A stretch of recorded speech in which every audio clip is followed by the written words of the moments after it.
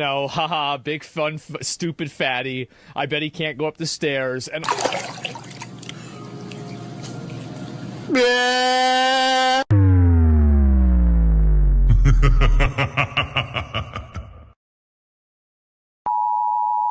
The content presented on the following show is intended for satirical and educational purposes only. The views, opinions, and statements expressed by panelists and guests are their own and do not necessarily reflect those of the host, production team, or channel. Additionally, any third-party content featured in this program is used in compliance with fair use under United States copyright law, which allows for commentary, criticism, news report, teaching, and research. Viewer discretion is advised, and we encourage independent thought and discussion. Black people can't be racist. Prejudice, yes, but not racist. Racism describes a system of disadvantage based on race. Black people can't be racist since we don't stand to benefit from such a system. And this whole march adds drama to this total crime. It is known in the black community that most, not all, but most black people are racist toward white Americans. You say it's known. What do you mean? Where's your basis for that? They have been brainwashed over the last 50 years or so to believe that America is a racist society and that white folks are trying to hold them back. They told us we wouldn't get here. Now with those who said that we would get here only over their dead bodies. All the world today knows that we are here and we are standing before the forces of power in the state of Alabama saying we ain't gonna let nobody turn us around. My father came to this country with nothing. He couldn't even speak the language. But he worked hard and he made a place for himself and his family. Now why can't you people do the same? Hey, my grandfather built this country, man! Let's talk about George Floyd. You said George Floyd's death was a terrible thing. Terrible. Why are African Americans still dying at the hands of law enforcement in this country? And so are white people. So are white people.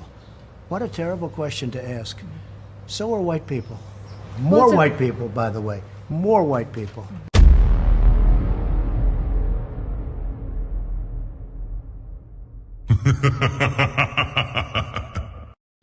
It's time to do. Friends of friends, welcome to the Team Fatty Show Friday show. New show, okay? We're going to test this out. I'm not religious, but may God bless us, because we. So, friends, I appreciate y'all being here. Thank you very much. We're streaming for 1, 2, 3, 4, 5, 6 platforms at the same time. So, hello to everybody on Mr. Fantastic side, Flow State, and Mr. Jake. I appreciate you, Ghosty. I don't know if you want to do it too, but you can do it too. Okay. So thank you very much for being here. I appreciate y'all. This is the first edition of the show. We are trying to get people to have a mature conversation, to debate these topics, like the title says, or the title of the show, Breaking Ground. We're going to try to find the common ground. Okay. We're going to try to find the common ground. This is not a debate. This is not a panel. This is designed to be a conversation. If it gets animated, if it gets a little bit dangerous, we'll try to pull it out of the mud. Okay? So I want, first of all, to thank everybody that is here. I appreciate y'all. I want to thank my people from Wakanda. Okay, we have, of course, Mr. Fantastic. He is in the building. Thank you very much, Fantastic, for being here. Salute to you, sir. I appreciate you. Thank you very much. We have returning guest, GBG General Cheeky is back. Shout out to Cheeky in the building. Appreciate you, Cheeky. Thank you very much. And last but not least, the lovely Lady Chan. She is in the boot. Thank you very much, Chan. On the other side, we have, of course, the team captain. He is rebranding himself. He changed his stripper name. The also a former known as Flow State. We have the Powder Dusty in the building. Thank you very much for being here. Appreciate you. We have the infamous Jake is making a great impact on this side of YouTube. So shout out to my boy Jake in the building. And finally, we get Ghosty. Ghosty was here yesterday. Today, she can give us her full attention. So I appreciate you. Thank you very much, Ghosty, for being here. So friends, this is going to be the design of the show. And we're not going to stay all day, okay? I'm pointing for 2 hours and a half, and everybody goes and go to the nightclub because it's Friday. Stripper club for Jake. So this is the format of the show, okay? It might look like it's Wakanda versus Valhalla, but in reality, we are going to debate racial topics, and people can actually go and debate people that are on their team. There's people that are more conservative, people that are more liberal. So we are going to figure out, when I present the topic, which person agrees with this or disagrees with this, so we can have a baseline of who is against and in favor, and then we put him in the middle and we do what we do. I will say this: the people that are in the middle are not the only ones actually talking about the topic, okay? So the people that are on the sides can cut people out, join, and do all they need to do so we can actually have a conversation instead of a one-on-one and people get frozen in the side, okay? There's no monetization for this show when it comes to games and all that, but like if you want to super chat your opinion, we are going to read it between we change the segments, okay? Every 10 minutes we end the segment and we go ahead and we read the super chats. There's not going to be a decision of who won, who lost. We're just going to go ahead and have fun. I'm going to drop all the links of all the content creators in the chat multiple times. They're right there on the description. My goal in 2025 is to get one of those SpaceX rockets that don't blow up and try to go to the moon. And I want to thank as much people with me. So if you can please like, subscribe to their channels and all that, I would truly appreciate it because it makes us look extremely good, okay? The Untouchables are an inclusive brand, are not an exclusive brand. So if you guys could once again make sure to follow them, I would truly appreciate it. Let me read these super chats before we start the show, and then we move along. Shout out to my boy Player One. Player One is incredible, man. I have no words for this man. The MVP, he gifted 5 Untouchable memberships. Thank you very much, Player One. I believe that there's multiple so-called black leaders who believe that they are untouchable. The Untouchable Empire, baby. Thank you very much, Player One. I appreciate you. My brother Ilkan Ali in the building. What's up, Cheeky? Fantastic. Lady Chan, Flow State. Jake the Snake. Wait. Look how he spelled my name. He gets on my nerves. He does it on purpose. No, this time he didn't fuck up the Chan, which is an improvement. Yeah, an improvement. He fucked up the lady and Ghosty in the house and motherfucking faggot. Thank you very much. I appreciate it. Thank you very much. Salute. We have Warp Gaming. It says, oh, salute. And now I learned that one is the salute thing. I learned salute Flow. Oh, Polly's. Well, bro, I appreciate y'all supporting Flow State. We have my boy KG. He says supporting the stream, Fatty. Thank you very much, sir. I appreciate it. And finally, the scam god, Reese God, Princess Cammy says salute to the beautiful people on the panel. So it's only me. Thank you very much for the salute too, Cammy. I appreciate you. Today goes as usual, $100 via Cash App or PayPal, and 15 members. We already have 5 members, so I appreciate you. Oh, now we have 10. Shout out to my boy Jason Jamison in the building. So we are 10.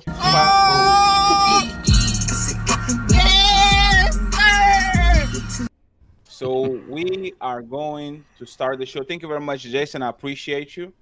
we are going to start the show now. It's time to do. So where do we go? Where do we go? Where do we go?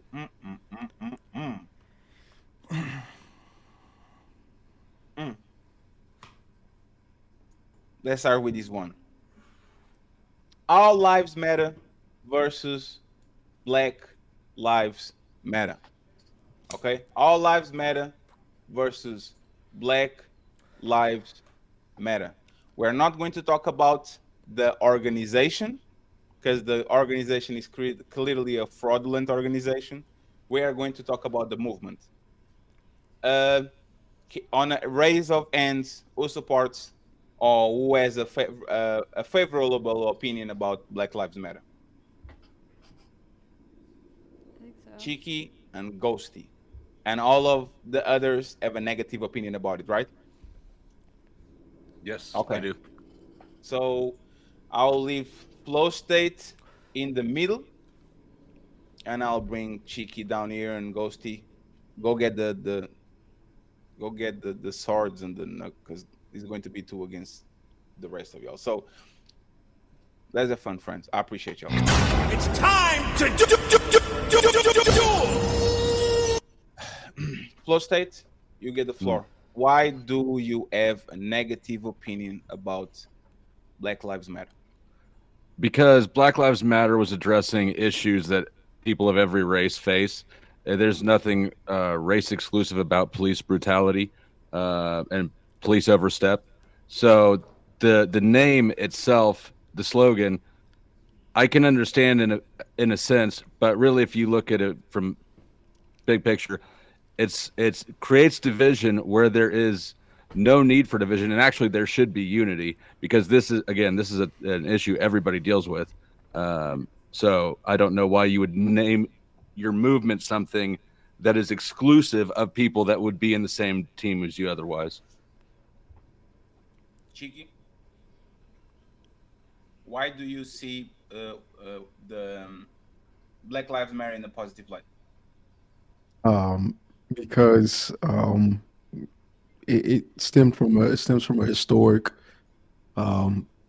memory, like the mistreatment of Black people during a time frame where it was definitely more prevalent, the prejudice and the racism.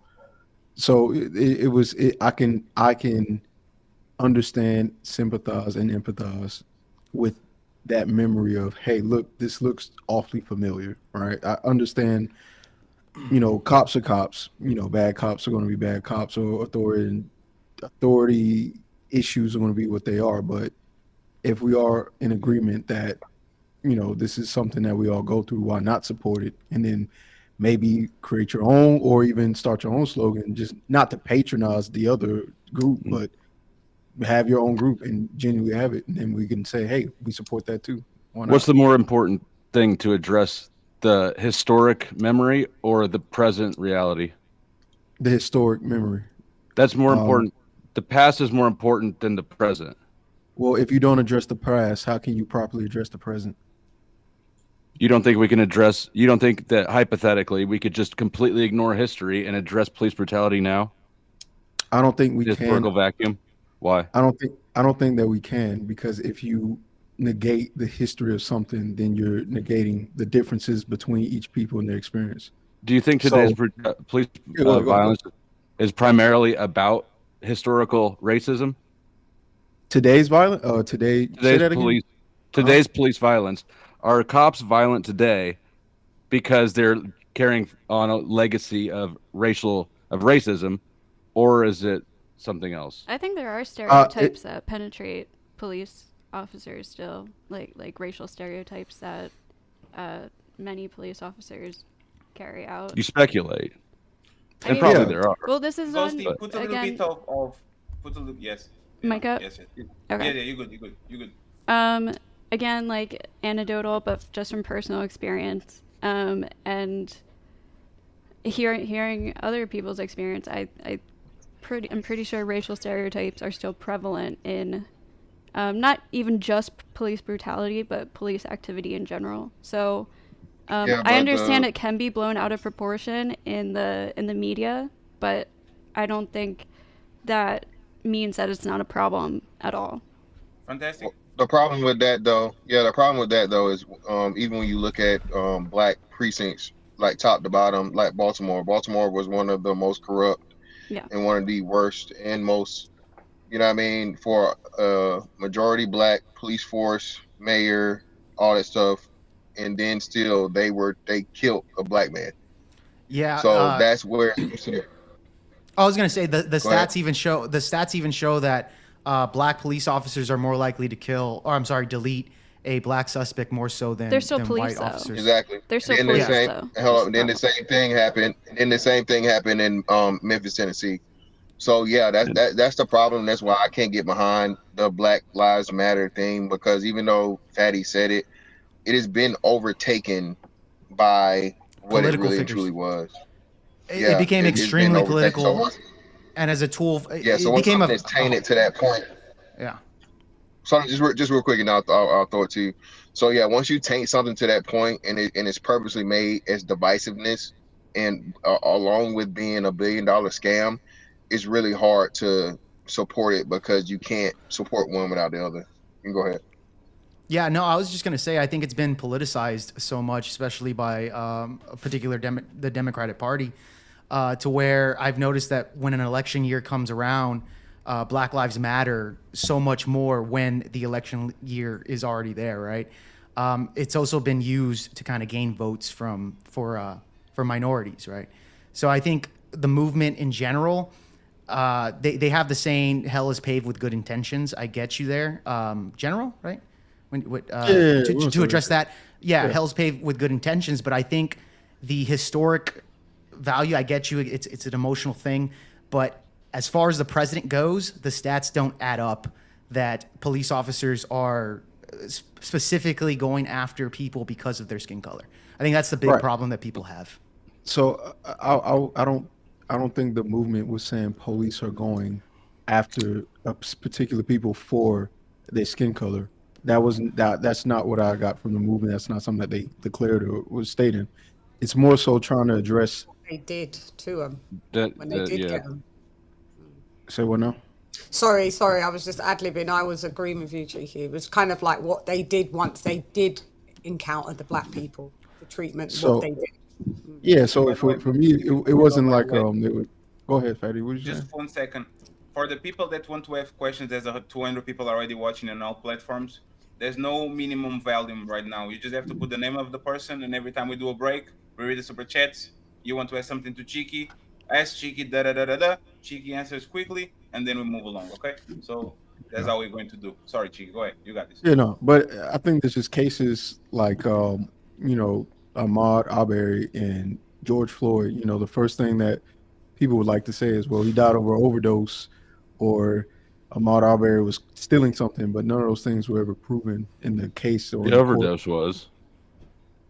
No. Yeah, the autopsy proved that, bro. It proved that he may have been, but he didn't die from it. That's my point. Yeah, no. That wasn't the cause. George Floyd did not die from an overdose. And the thing is, you can go watch the case, look into it. He didn't die from the overdose. I know he didn't. That's annoying. But this goes back to the point of why Black Lives Matter has the stance they do, which is, okay, we have somebody that has died or passed, and instead of addressing, hey, within this custody of this officer, this person was putting their knee on the neck, treating this person inhumanely, and he is black. It does call to action. Hey, did he do this because? Why is this happening? Right? Because this looks awfully familiar. And what do they say about history? If you don't know history, you're doomed to repeat it. Which is why history matters. So let me hop in. So first off, the knee was not on his neck. That was found out in the trial. It was on the shoulder. Trial. Thank you. And then secondly, yes. So hold on. Yes, it was on his shoulder. I watched the entire trial. Wait, stop. Fantastic. Why did he die? Do you guys want me to play the footage? So this. Go on. Yeah, so hold on. I can only watch a little bit of it because I get too emotional. But also, not the footage, the image. Yeah, I mean, that's fine. I mean, just I don't think we need to see it. Go ahead. We don't need no. Regardless, you don't need to show the image. Yeah, What I'm trying to tell you. And everybody is streaming, so this is not just my channel. I'm going to.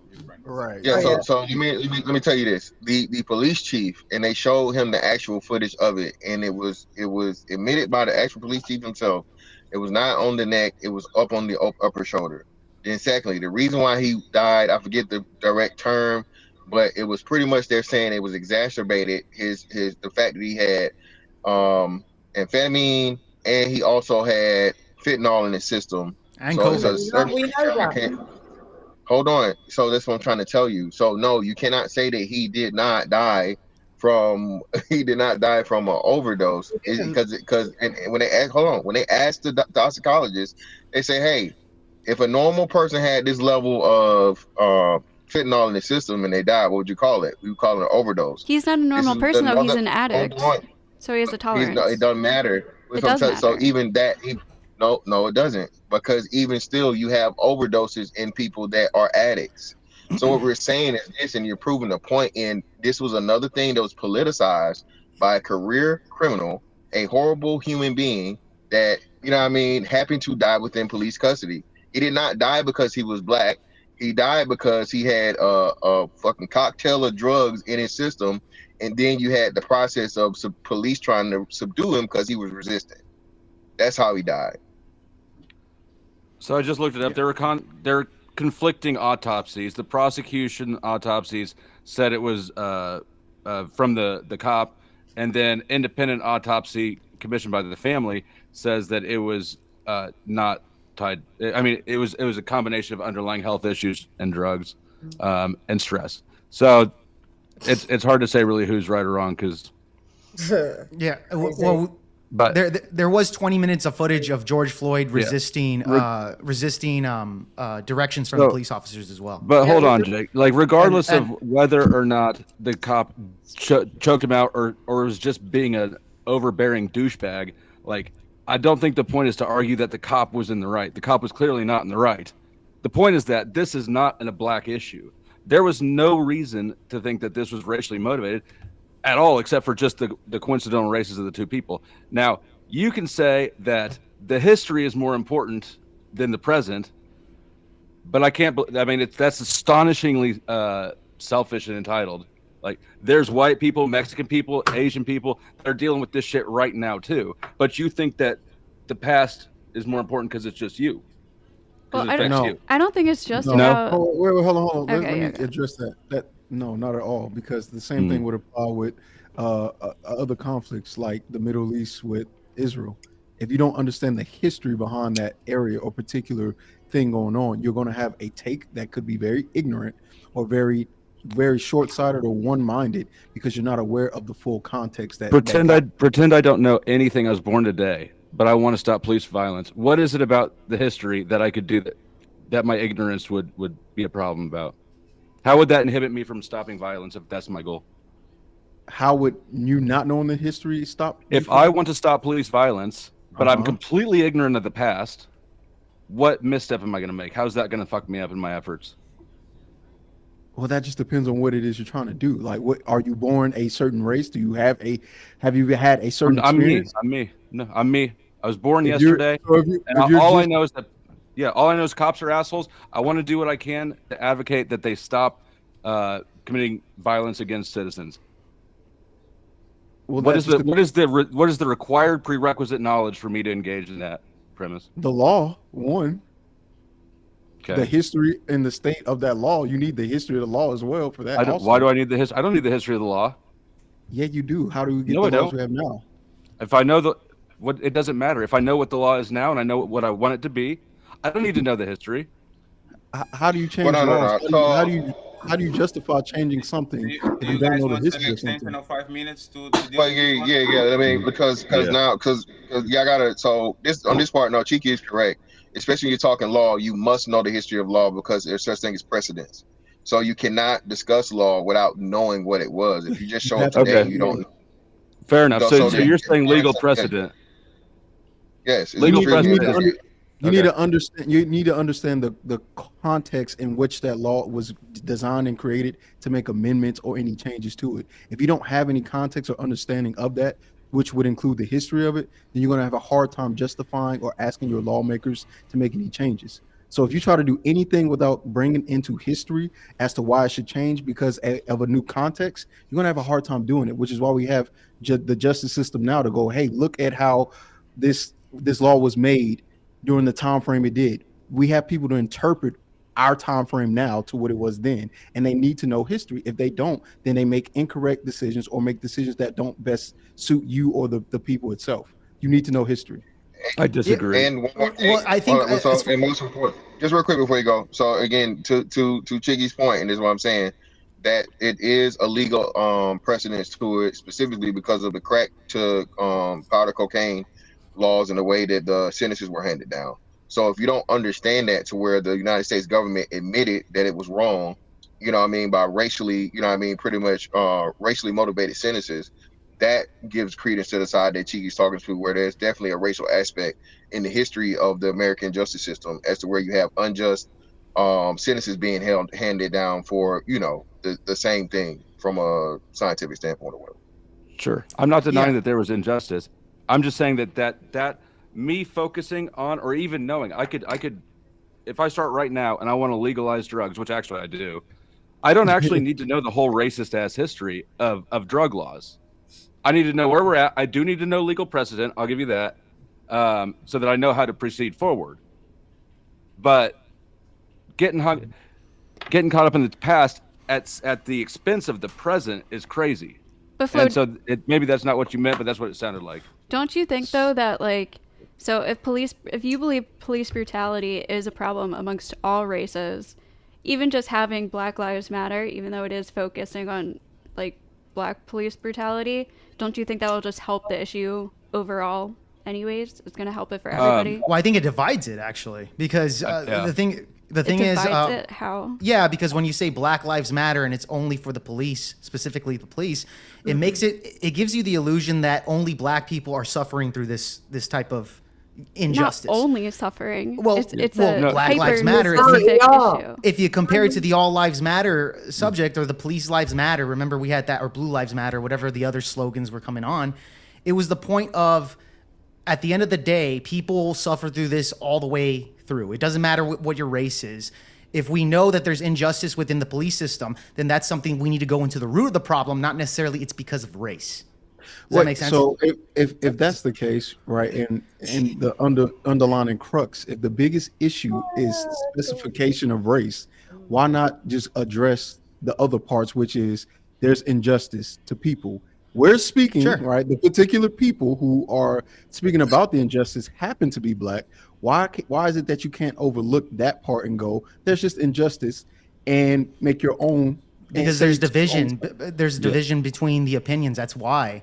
Because when you make the movement of Black Lives Matter, again, it specifically only shows Black people when other people go through these issues too. And if we look at the stats, you know, as far as, you know, Black people getting, you know, deleted by the cops is nowhere even different compared to cops deleting white people, etc. Like, not only do we need to know history, we need to know the stats of things as well. Does that make sense? In order to kind of balance out of what the problem is. And I don't think the problem only stems just with Black people.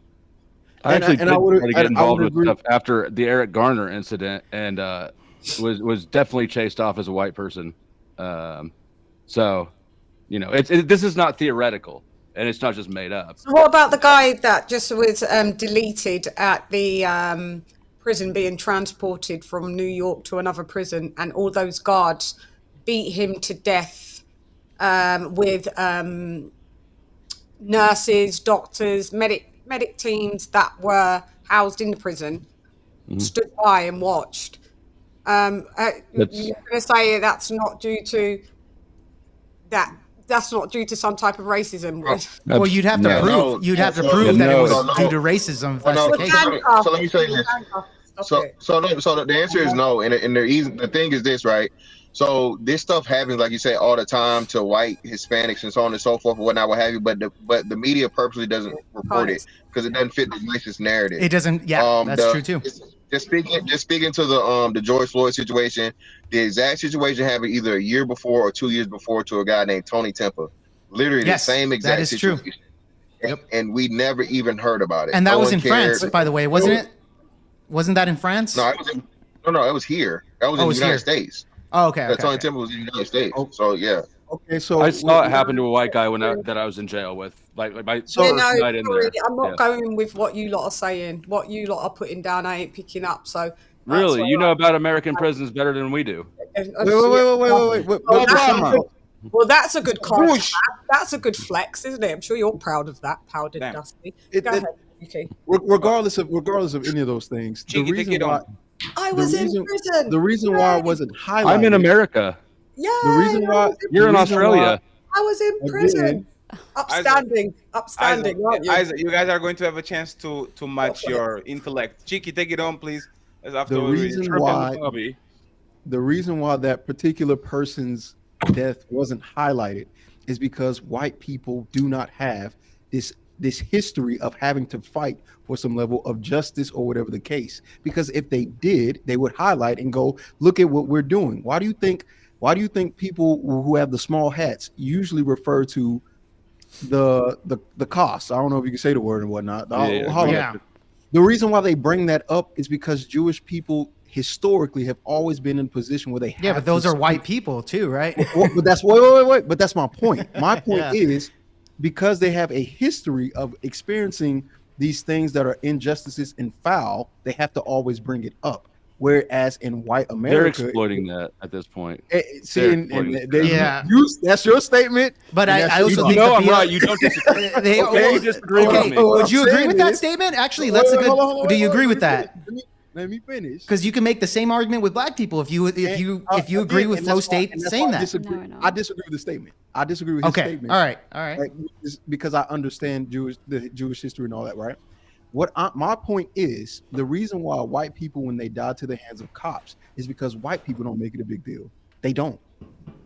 It's not our fault. It's not our fault that white people don't have a history of these things, or if they do have a history of it, they don't highlight it and say this is a problem. The reason why black people have to do these things is because it has been a problem and it has been swept under the rug. And so they can't move on. You can even look at you can't move on. It's not Jake. It's not that can we do a player trade? It's not that we can't. You're making that argument right now. No, I'm not. No, I'm not. You're not listening to me. All right. My argument is it's not that we can't move on, is we would like to move forward, but we don't want this to be the case. We can't prove somebody is racist. Well, according to stats, you guys look again. According to stats, it doesn't match up to what you're saying here. In fact, this is the perfect time in 2025 to move on from that type of injustice. Like black people here in the United States is the most free anywhere around the world, bro. At this point. This is what I was going to say, though. If you look at missing persons cases too, like there's multiple problems within the police department there are major differences when you break it down by race. So it is more than just police brutality. If you look at missing person cases, if you look at even just like how investigations are treated differently between white people and black people, like there is a rooted issue in police. Now, have you compared that to income distribution? All the comments would be fatty McFat, fat, fatty, fatty, fatty, fat, fat. Oh, look how fat he is, right? Look at that fatty. Haha, big fun, stupid fatty. I bet he can't go up the stairs. And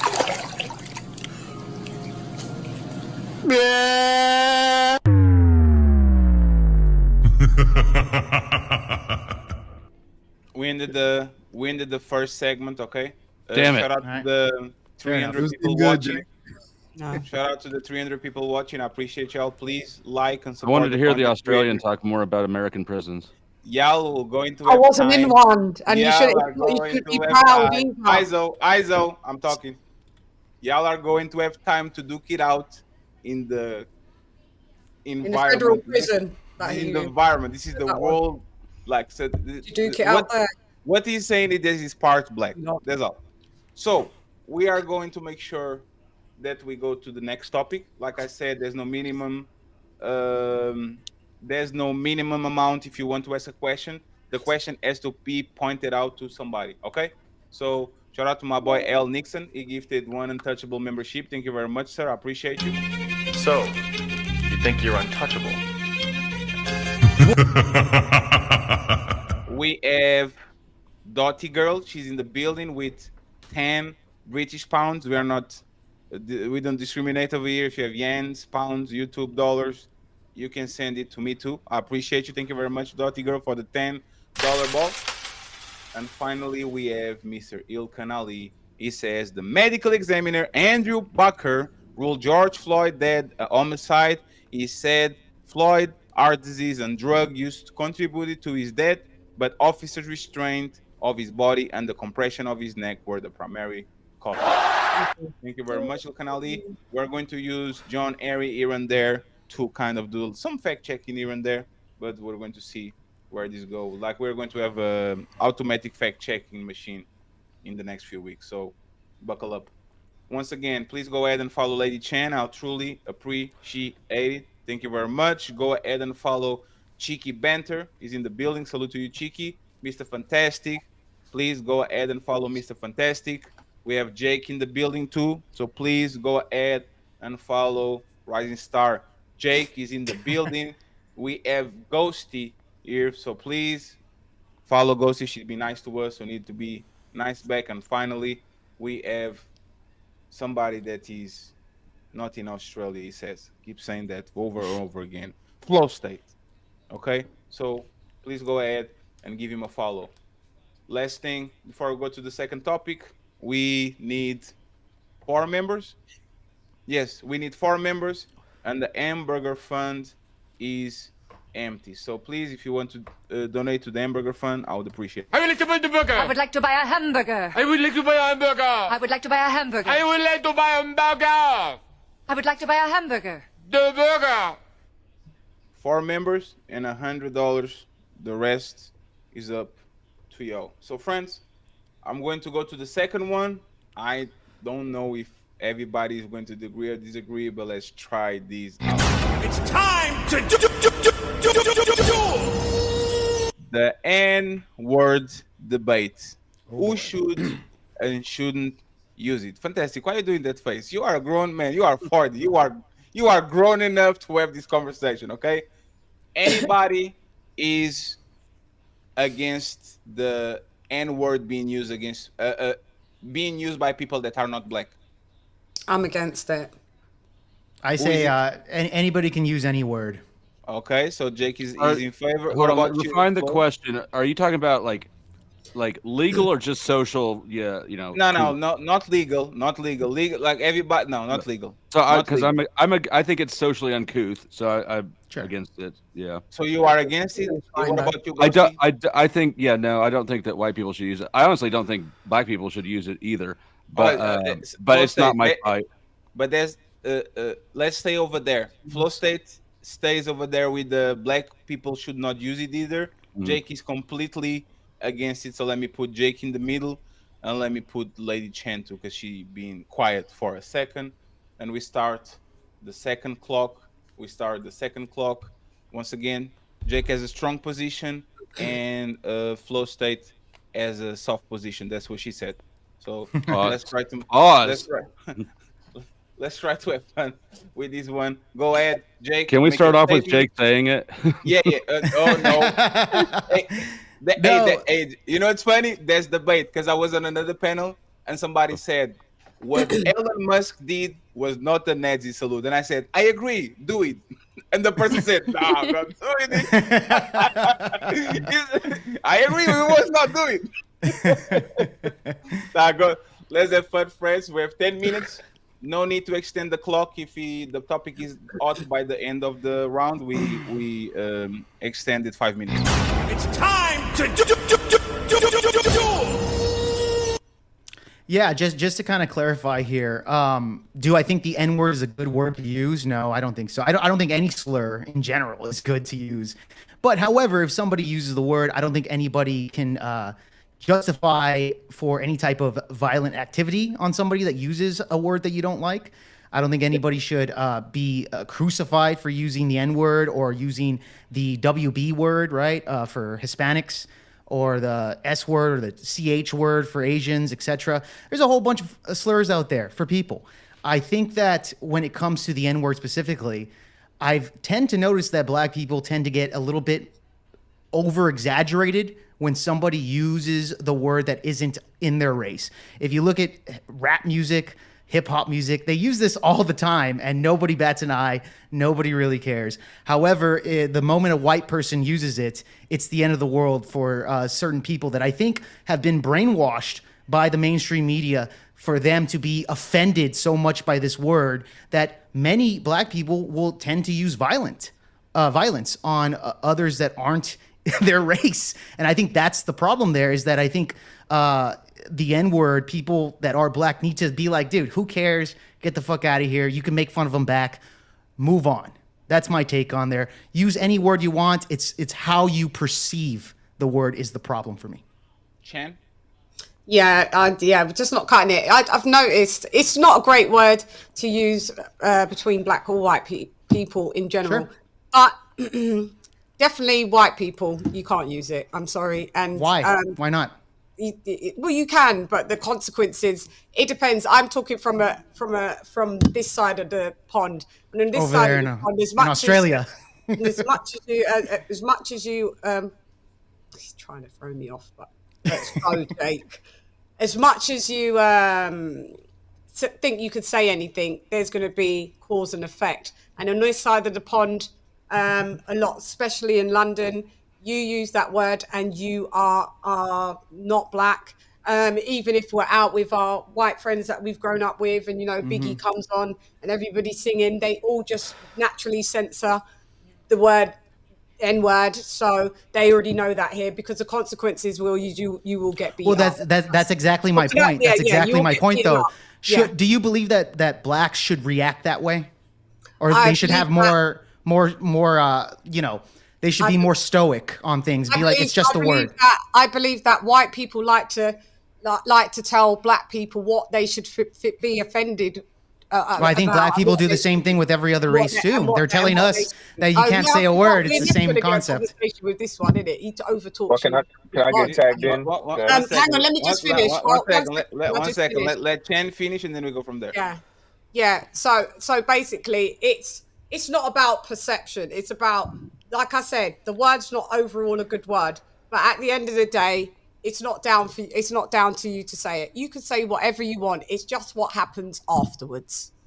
So, okay, would you agree if a black person uses the word the crack ER word on a white person, and the white person beats up the black? Do you think that's a good way of going about it? If the white person beats up the black, you think that's good? You think it's so? Violence is good in your eyes. If that's how, because what you guys would like black people to do, and some of you guys would like black people to do, is that our comfort is your discomfort. Well, we've been living too long uncomfortably to make you guys feel comfortable, and when we're not having it, it's now a problem. So whoever wants to beat anybody up, I see. She just knows everything. Anybody up, she just knows everything. That's what it is. If you want to beat up someone that's called you the C word, do it. If you want to beat up someone that's called you the N word, do it. So she advocates for violence. All right, cool. So on this side of the pond, we don't like violence, right? So the way I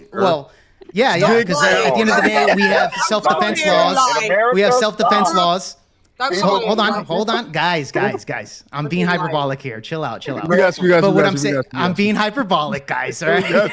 But my point is that I don't advocate for violence on any scale at all whatsoever. If somebody calls me the WB or something like that, here I'm in South Texas. I'm Hispanic, of course, but I was born in the United States, and people cross the border. We call them. Not with that hair. That hair is white. You turn white with that shit. Yeah, we call them mujaos, right? Which is another word for that. In other words, we're saying, look, they're not in the same. You gotta land your plane faster. This is a big panel with a small timer. What he does? Hurry up. So, look, there's a pragmatic. It's there's fine. a pragmatic. My man off like that. Don't cut Jake off like that. I can hear it. He's landing now. Go ahead, Jake. You got it. In other words, words don't really mean much to us, right? Even down here in the valley, they use the N-word, etc. It is what it is. I don't agree with it, but however, people don't react in that certain way. I get you, but I think the problem is that reaction that you just said. You're okay with advocating for violence. Oh well, we'll all live another day. It's a respect thing, though. It's not just about reacting. It's not about like how other people are going to react. It's about it first starts with the respect. Like, it's just disrespectful for white people to say it. It's not, in my opinion, it's not their place to say it. It makes me uncomfortable. So, I don't agree with people. But that's subjective, right? I don't agree with people acting violently. Right. But, like, there are people, you don't have to act violent for it to still bother you, or you just not agree with but that. Ghosty, So- that is subjective, right? As far like, for example, she mentioned before, if one of her white friends is singing on to say my Biggie name. Stop and saying they censor the N-word, etc., that's not disrespectful. They're singing along to a song, but yet she literally claims that their black friends will still beat them up. I've got a name. How? They're singing along to a song. Again, that's because subjective. we understand the But that's context, subjective, like- though. I would say that's not look, disrespectful. so Everybody let me has a hop- subjective let point me- of view. Me and Fantastic. Let me get Fantastic and Flow straight here real quick. Go ahead, Fantastic. So the reason that is that way, and all groups have that within themselves, is certain things that Hispanics allow them to call themselves, and it's pejorative, but amongst each other, it's not. White people, Asian people, all these different things, right? And even now, the most important thing that proves this point is LGBT people. There's a strong word that we used to use all the time. All the time. Real strong word. Grew up on it. You can't say that nowadays. So if that group of I miss people it that sometimes. right, me too. I trust me, I'm right there with you. Listen, so that's what I'm saying. So we've literally had a word that has been pushed out of the language and the vernacular, right, in a very, very short period of time for a very, very small group of people. But those group of people are allowed to say it, and no one ever challenges them. So I say the same thing applies here. Okay, if you're a member of the group and you want to use the word however you want to use it, so on and so forth, this is just something that we all do. I liken it all the time to hey, you have like some not so nice nicknames that a person gets out of like doing something embarrassing, right? The people that person is cool with can call them that, but if a stranger comes up and they call them that, it's going to be an issue and a problem. But that will also be subjective, though, right? Well, no, I Everything's understand that it's subjective. Yeah, but well, not in it's this also- case. it's That's also my unwritten. point. Well, no, it's also an unwritten rule, though. That's what I'm saying. So I'm not arguing that it's not subjective. I'm not arguing that. But we all know that there are things that are just understood because, like I said, a lot of things, I'll say the majority of things in life are subjective, but we still do know there's a right or wrong or something like couth or uncouth. That's what I'm saying. So by all means, I don't believe in punching people in the face because they say a word, right? But if you're using that as a threat towards me, I know people for a fact that have gotten off of protecting themselves because the person used that word before, you know what I'm saying, before they acted in on violence. Now that sets up a whole nother case of situation from a legal standpoint.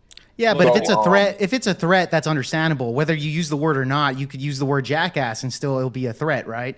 Well, no. Well, that's what but hold on. If bro. you use the racial aspect before that, now it becomes a hate crime. That's what I'm trying to tell you. It's a major hate crimes don't fucking exist, bro. You can't prove hate. I agree. You can't prove hate. All right, I'm going in.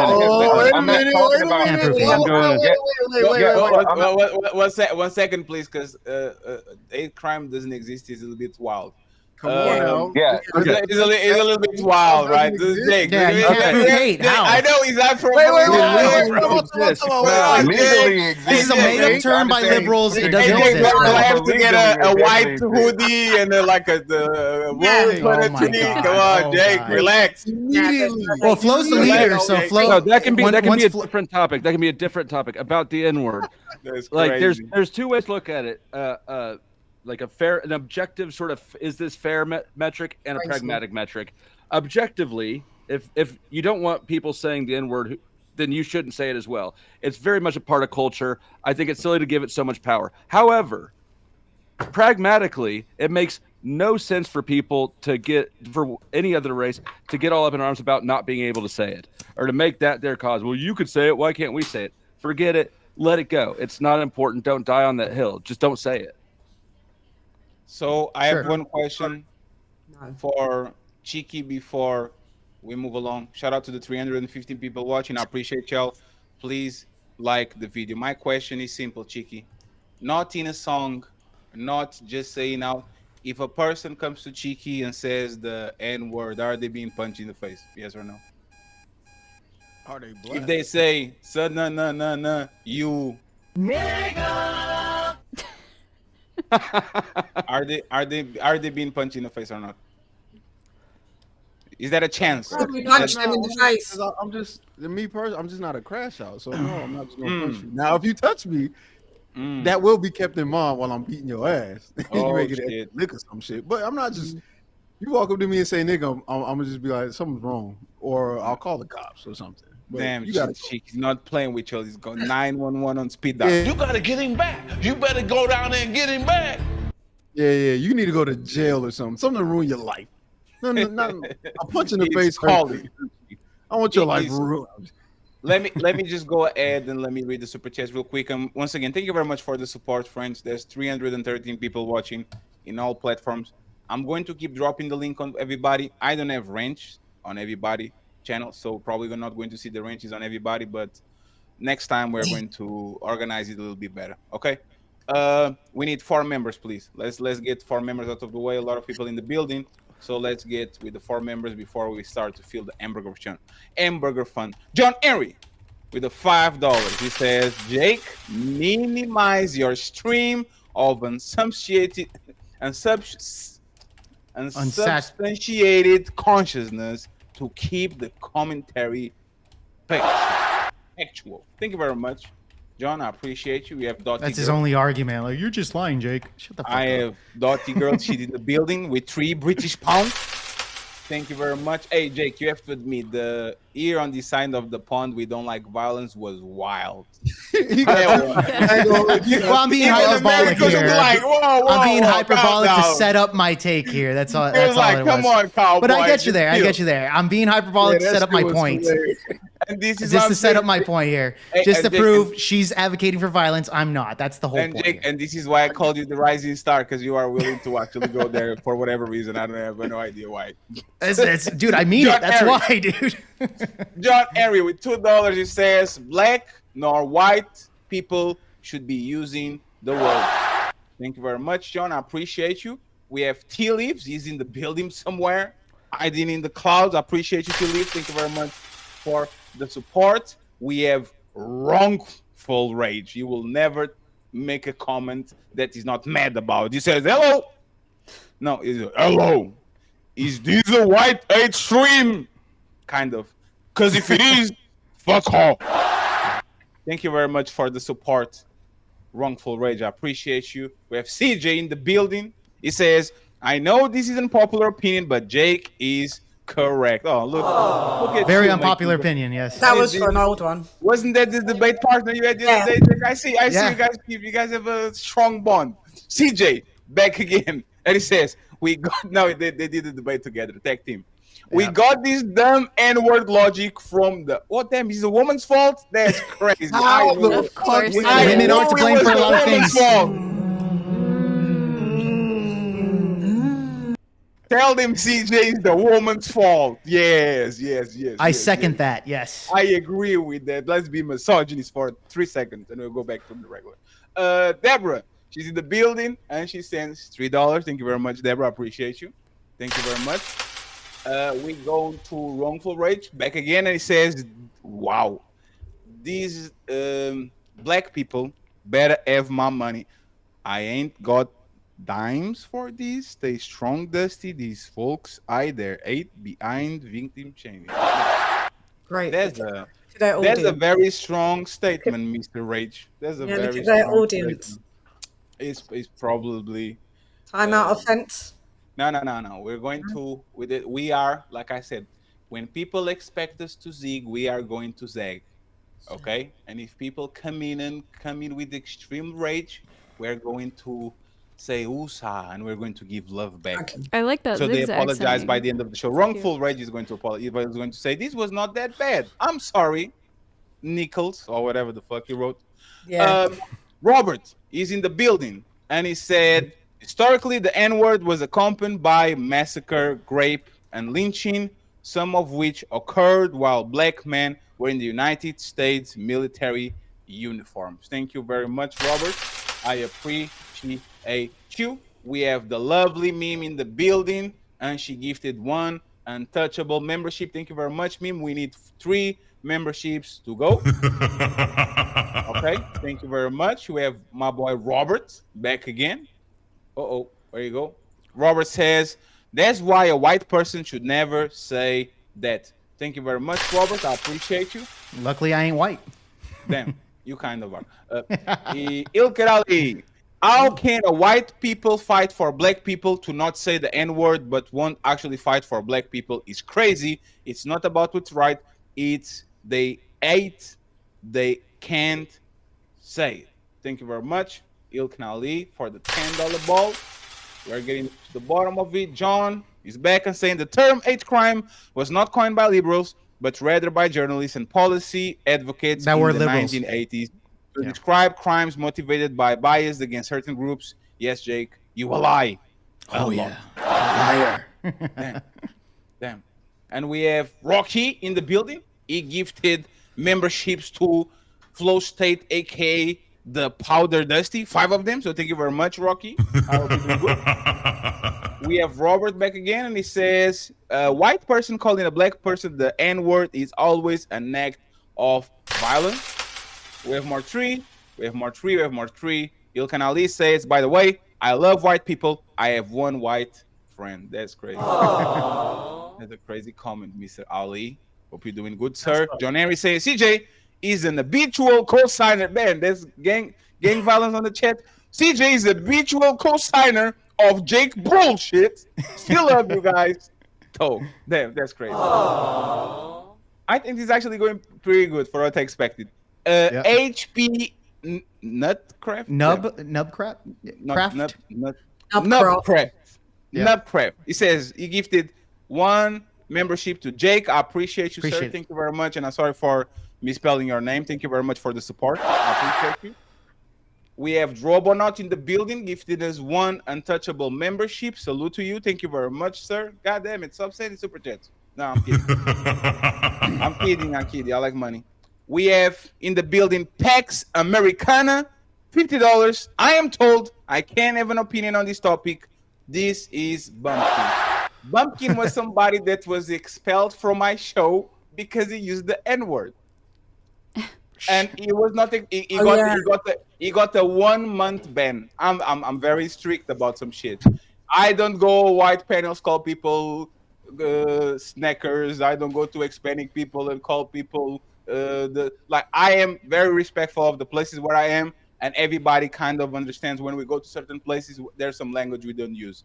The ban was for 1 month. It just disappeared, and I think he's okay because I see him all the time on Chaotic, the True channel, so he's going to be okay. Don't worry about it.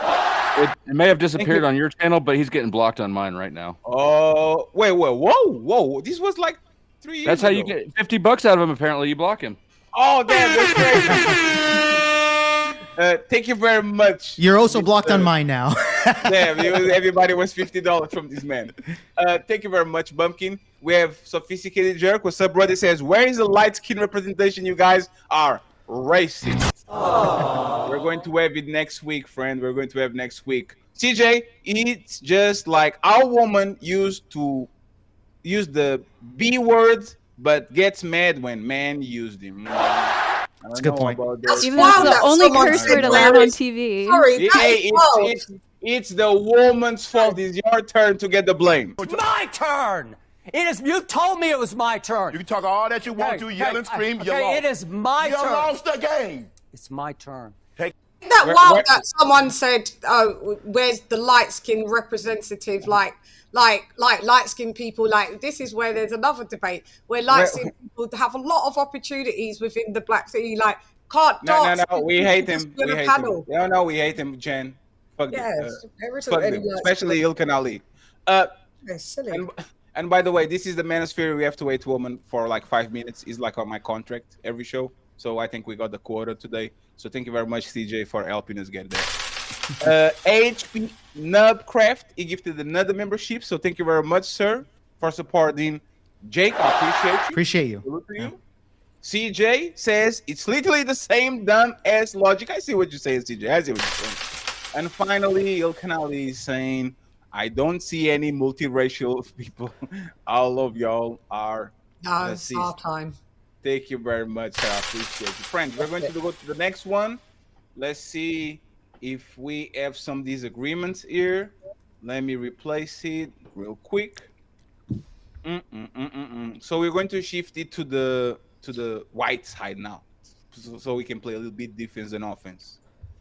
White privilege, is it real, and how does it function? Who believes in white privilege raises their hand?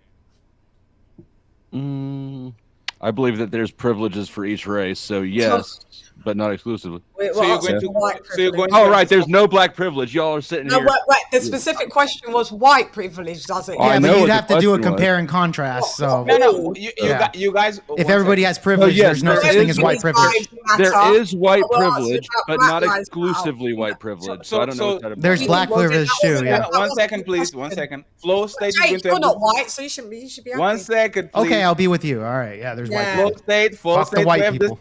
Yeah. Welcome. Flow State will have the soft position again.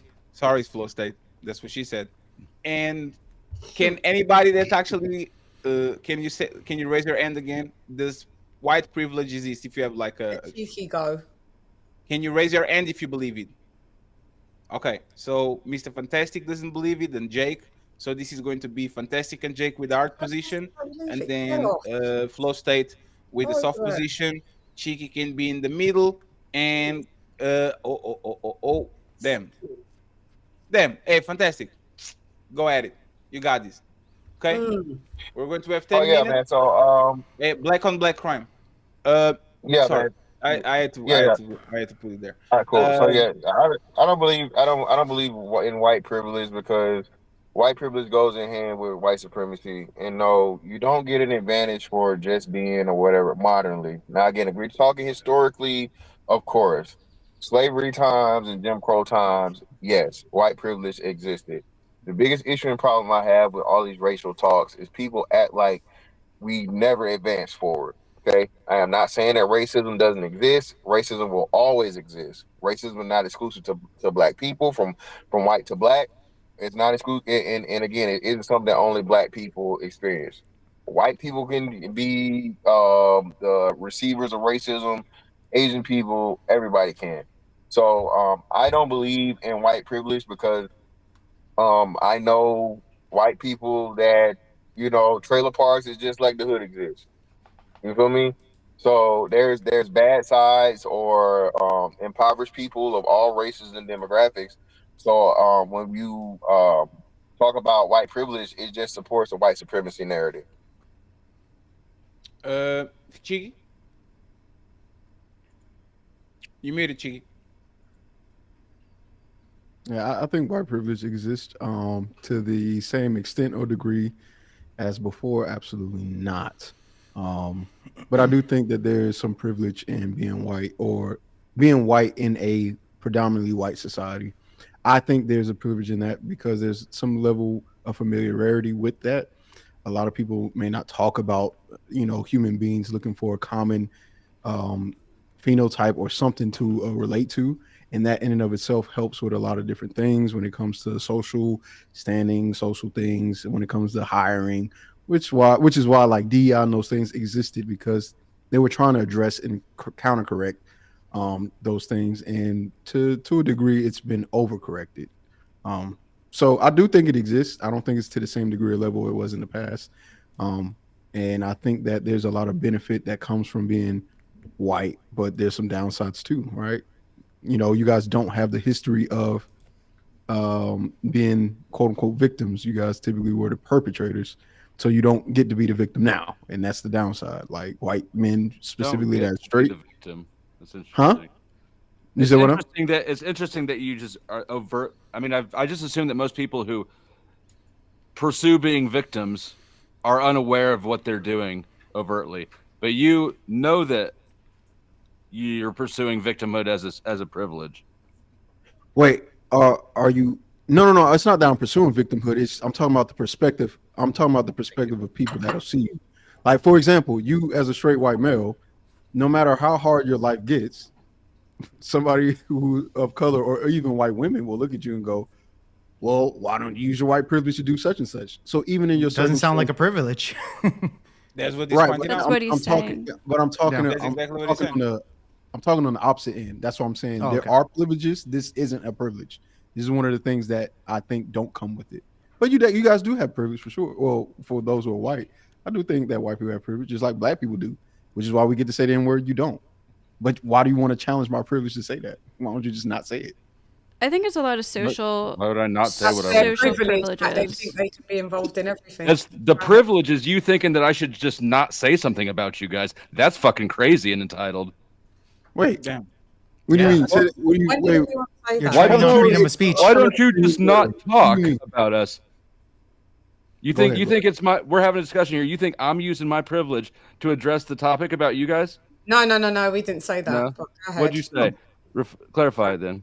You're going to need to rewind the tape. Let's One move second, along. let me 1 second. Let me pause it. Let me pause the clock real quick. So, as clarification, what Chiki was saying is that one thing that white men actually have is they have no sympathy by nobody.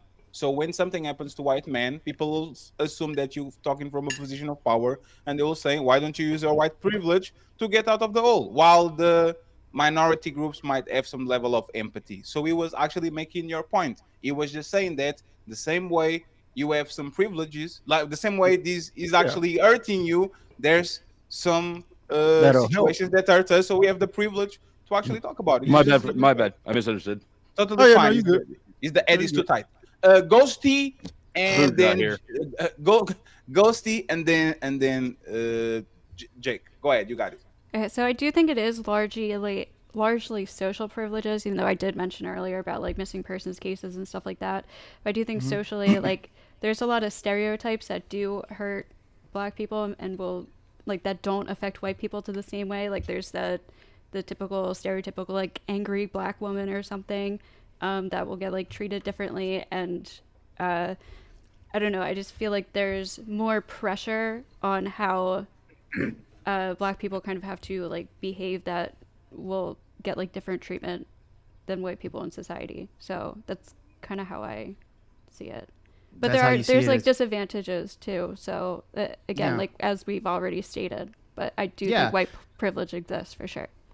Okay. Well, I mean, at the end of the day, when you say that there's disadvantages of that as well, then if everybody has particular privileges and disadvantages of that, how is it that there's if you're going to say there's white privilege, then therefore there's black privilege, there's Asian privilege, etc.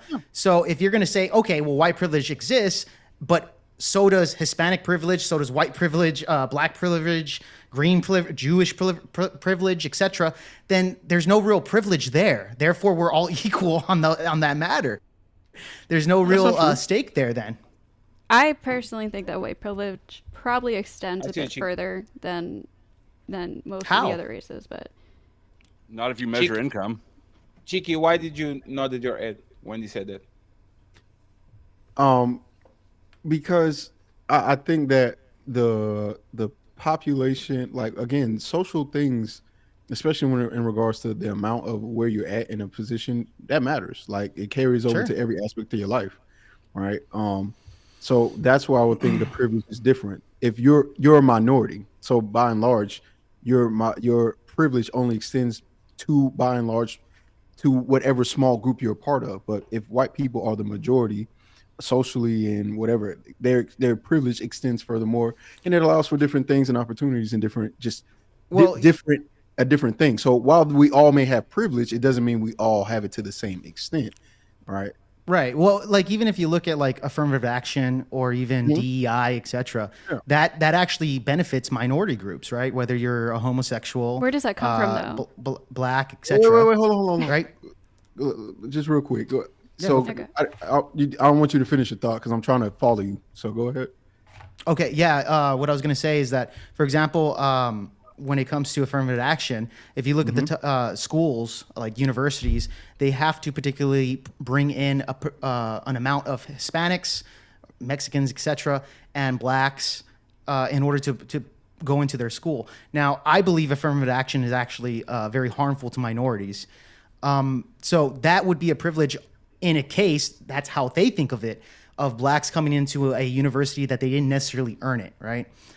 Through affirmative action, right? They're the top of that race, but nevertheless, they wouldn't have gotten in there without affirmative action. But that's changed the lives of a lot of black people that has benefit them, but overall, probably not, etc. So even under the law, you have cases to where, black people can benefit off of those particular cases, right? Wouldn't you say?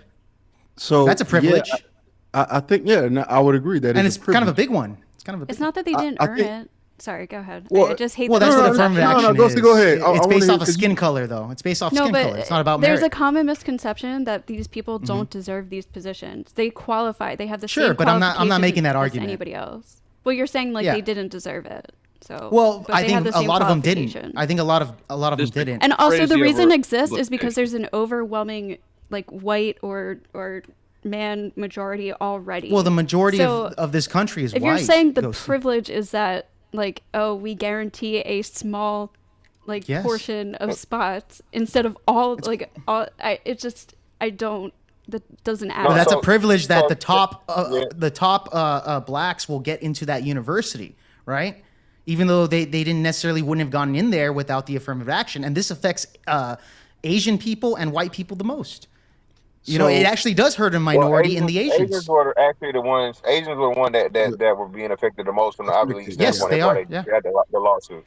So just let me say this, right? So I think, and this is what we say too, right? So is it a privilege thing, or like you said, is it a majority population thing? I mean, the biggest privilege of all is nepotism, right? That's most people get hired, most people get on, most people get opportunities from knowing somebody, okay, or having a commonality. And even with black people, right? If you are a sorority or what's the male version? Fraternity, right? Fraternity, yeah. Fraternity or sorority member, you have a much higher chance than any other regular black person that's not, because you guys have that thing in common. So the quote unquote privilege, Asians do the same thing for themselves. We don't say there's Asian privilege. People from Israel do the shit for each other. We don't, and that's why I say that's why I don't acknowledge any of this white stuff, because it's making white people just like these deities, man. It's like the white people wake up in the morning and float. You feel me? So that's why I just can't. Everybody has a level of privilege to some degree within their own group or the commonalities. That's just that's really the way it really is. But also, within the college universities, black people are starting to segregate themselves as well. Have black only spaces, right, within universities. But if white people did that thing, they get shamed and called, racist, etc. But wouldn't you say that it's okay for white people to segregate themselves the same way as blacks? I don't see the problem with that. I think that there is no need to segregate yourself from yourself if you're the majority, right? It would make sense, because for example, if you go to BYU, which I think is high 80s, 90s, college campus is majority white. It's Mormon city. What about a university that's kind of mixed? Then would you be okay with that? That would be different, and that would make more sense. And I think, but a lot of black people would say that's racist, and you would disagree with that, right? Yeah, but I would also make sense of it. Hey, that makes sense if you're looking for a group of people or you're trying to celebrate a particular culture, right? Black people and Hispanic people don't celebrate the same Hispanic history or whatever, but that's because it's meant specifically to their culture. I don't have any problem with that. So if white people have a culture or a history that we're just unaware of or we don't talk about, and you guys are like, hey, this is meant for white people specifically, then by all means, if you're German and you have a German holiday and you only want German people there, I have no problem with that. I'm not German. That has nothing to do with me. By all means. Now, if you say, I want white people to do this white thing, and it's okay, what is the white thing that it is that you can participate in that other people culturally can't do? And the question, it's the same thing with blacks, right? They do the same thing, culturally as well. They exclude other races, and that would be because they're the minority. They're small. Yeah, but what would that matter though? Even if it was the majority doing that, what would it matter? Here's a perfect example. Why do you care so much? Here's a perfect example. Black people have historically black colleges, HBCUs, where majority of the people that are there are black. Yes. guess what? White people can attend, but they don't. Why not? White people get free tuition to those lots of times. Why? I don't know about that. But I don't you know can about get that. scholarships as a white because of DEI. But besides the tuition thing, the idea or the concept that I'm dealing with, why Mhm. is it that we have HBCUs, which are predominantly black? They're segregating themselves. Yeah. They're not segregating themselves. They're Well, saying that would be that would be segregation, right? No, because if it's No? segregation, you wouldn't allow white people to be inside. Yeah, of no, the, it wasn't segregation. That has to go back to the history of the reason why. So because black people were not allowed to attend white colleges, white people had to make black universities. So it's not a segregation thing on our part. If anything, it's a response to segregation of white Okay, people. well that's fine, Yeah. but it would still be under that criteria, right? It's No, just like, well, blacks want to because like you have their said, own space. No, but you're not acknowledging. Wait, you're not acknowledging that it has never been exclusive for white people. White Yeah, people, but white people but now it always- is. That's the thing. No, we're talking about now. White people are allowed to go to those schools. Yeah, white Sure, people. sure. And they and they do and they talk about Have and they always talk. been able to. Yeah, No, they've always been able to join those historically black colleges. What I'm saying is, for people looking for some level of exclusivity or some tight knit group within a particular area because you're the minority makes sense. What doesn't make sense is the majority saying we want our own group when you're the majority. What is it that you don't? But have also already? white people. There's categories of white people, like you said, with German, with Irish, etc. Right? So Sure. within the subcategories of white people, like for example, right here, I'm on this panel. I'm not actually white. I'm Hispanic, right? But Okay. but nevertheless, I can make a segregation group or where no whites allowed, no blacks allowed, etc. You're okay with that. But I'm just saying the stigma of segregation, which black people complain about a lot. It's crazy to me that yes, they do. You know, especially Jim Crow. Like Jim Crow, they complain Having about a club that. or a group is not segregation. I can't scam you because you ain't got no money to scam. I got Negro saying Dr. Umar is scamming and they ain't got no money to scam. You the brokest Negro on my Instagram live talking about stop scamming people. And you the Bahama scam you. You got 2 quarters and 3 nickels in your damn pocket talking about stop scamming. How can a broke man complain about getting scammed? Brother, please hit the Cash App family, $ FDMG school. Hit the Cash App family. Friends, we need to move to the next one. We need still have 2 members. We need We 2 be getting members. so close. We be getting good. No, but but this is I'm marking again, them. Don't worry. I will actually incentivize y'all to continue the conversation, like pinpoint certain topics, and let's go to Move your on. side and ever the That rest is of the race party. baiting the shit out of it. That's race baiting. That's crazy. I'll put you You're on. race baiting and edging us. It's a weird Yeah. combination. Yeah. Never before seen. But hey, and by the way, I'm not black. I'm European. Pex,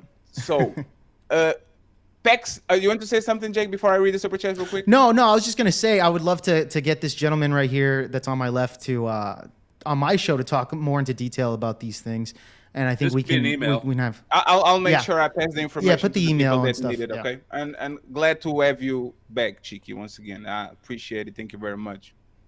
Didn't see you in a while, so I'm glad to have you back. Thank you very much. Pex Americana, aka Mr. Bumpkin. He says, "Here's my white text, even though you are Irish." Scottish. Damn. Thank you very much. We have John Henry in the building saying, "Whatever privilege blacks had, Trump is removing it. Would anyone disagree?" Oh, Trump bad all the time. Anybody wants to answer? Stop it. quickly? Y'all lost. You lost. Y'all, he said y'all. Yeah. He said You y'all lost. You lost. Said y'all lost. It's all That's Trump's crazy. fault. This didn't happen before Trump. Not another Trump argument. That's Mm-hmm. crazy. And friends, you can ask questions that on not a minimum level of money. Just point it out to one people in specific, so we can be quick with the question. Okay, so it's not like a broader question. Thank you very much. I appreciate you. We have our niece, Princess Cammy, being nice and sweet, and she says, "This is better than history class. You better go to school, Cammy. You better not be learning on these YouTube streets." Great panel. Thank you very much, Cammy. I appreciate you. Salute, salute, salute. We have Ilkan Ali in the building, shooting from three. He says to Jake Flow State, that you see, Jolly, he's already cheating. To Jake Flow State and sadly, my brother Fantastic. one of y'all can pick this. If I wanted to go to a hip hop club downtown, who are they more likely to turn away? Me, Fantastic, Flow State, me and Fantastic, or Flow State and Jake? If we go to the country club, the same question. Let me put Fantastic on the spot. Fantastic, you and Ali, okay? You leave Wakanda to go to a hip hop club downtown, and then Flow State and Jake do the same. Who is more probable to be stopped at the door? Neither one of them. They're gonna let the white boys in. They're gonna let the niggas in. And you know what about the country club? Fantastic. Hey, and by the way, Fantastic. Well, the country club different. You get the no. You get the country clubs. You have memberships. You get the cowboy boots. You get the full blown cowboy at you, and Ali are styling and profiling, ready to go. Who gets? No, they definitely go. They definitely gonna call me a boy and tell me to get away from around here. So yeah, I want to get turned away.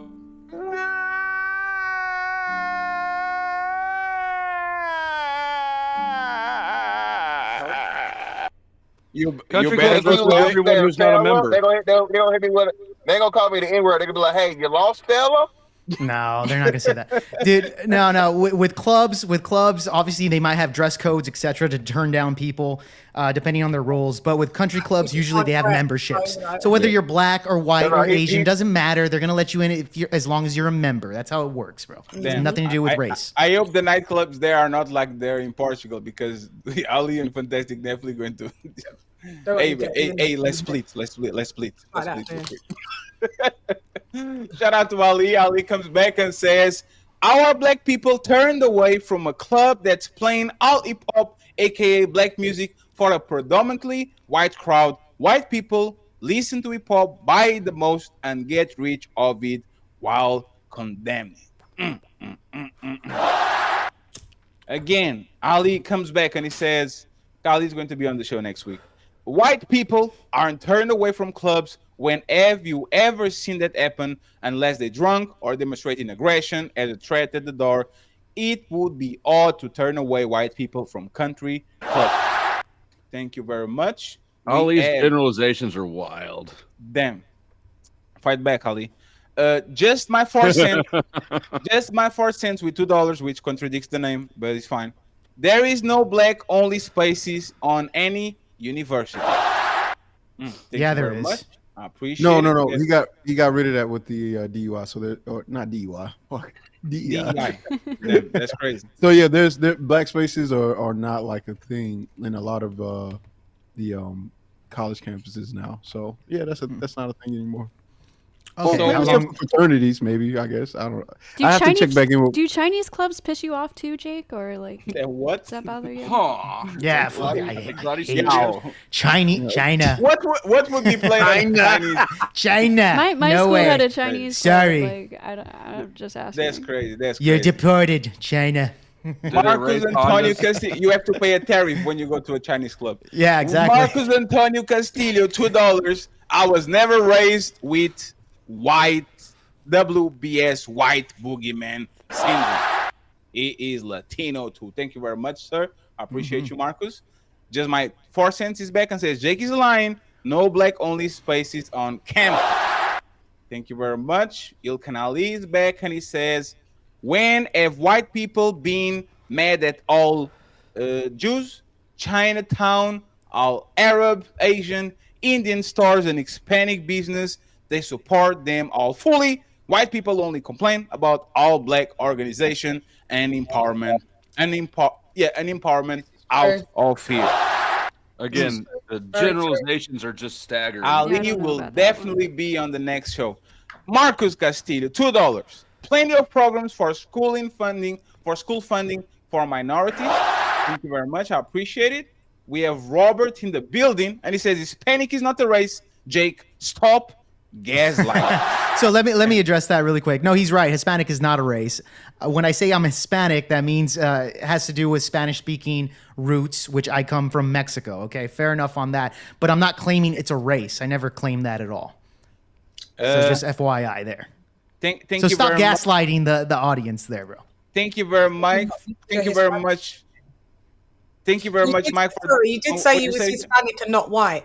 So you did conflate race with. Well, he didn't conflate it because it's an ethnicity. All he's saying was, I'm Hispanic. I'm not white. Yeah, I'm not gonna say I'm Mexican because I He wasn't born in made- Mexico. Right, like to us, Yeah. in the way his camera, like he may look white or white passing or whatever He you is. call it, He's but he's just Mexican clarifying, I'm not white. I'm not He's white. the whitest one on the panel. Let's be real. Hey, Jake, let's actually test that. ¿Cómo estás?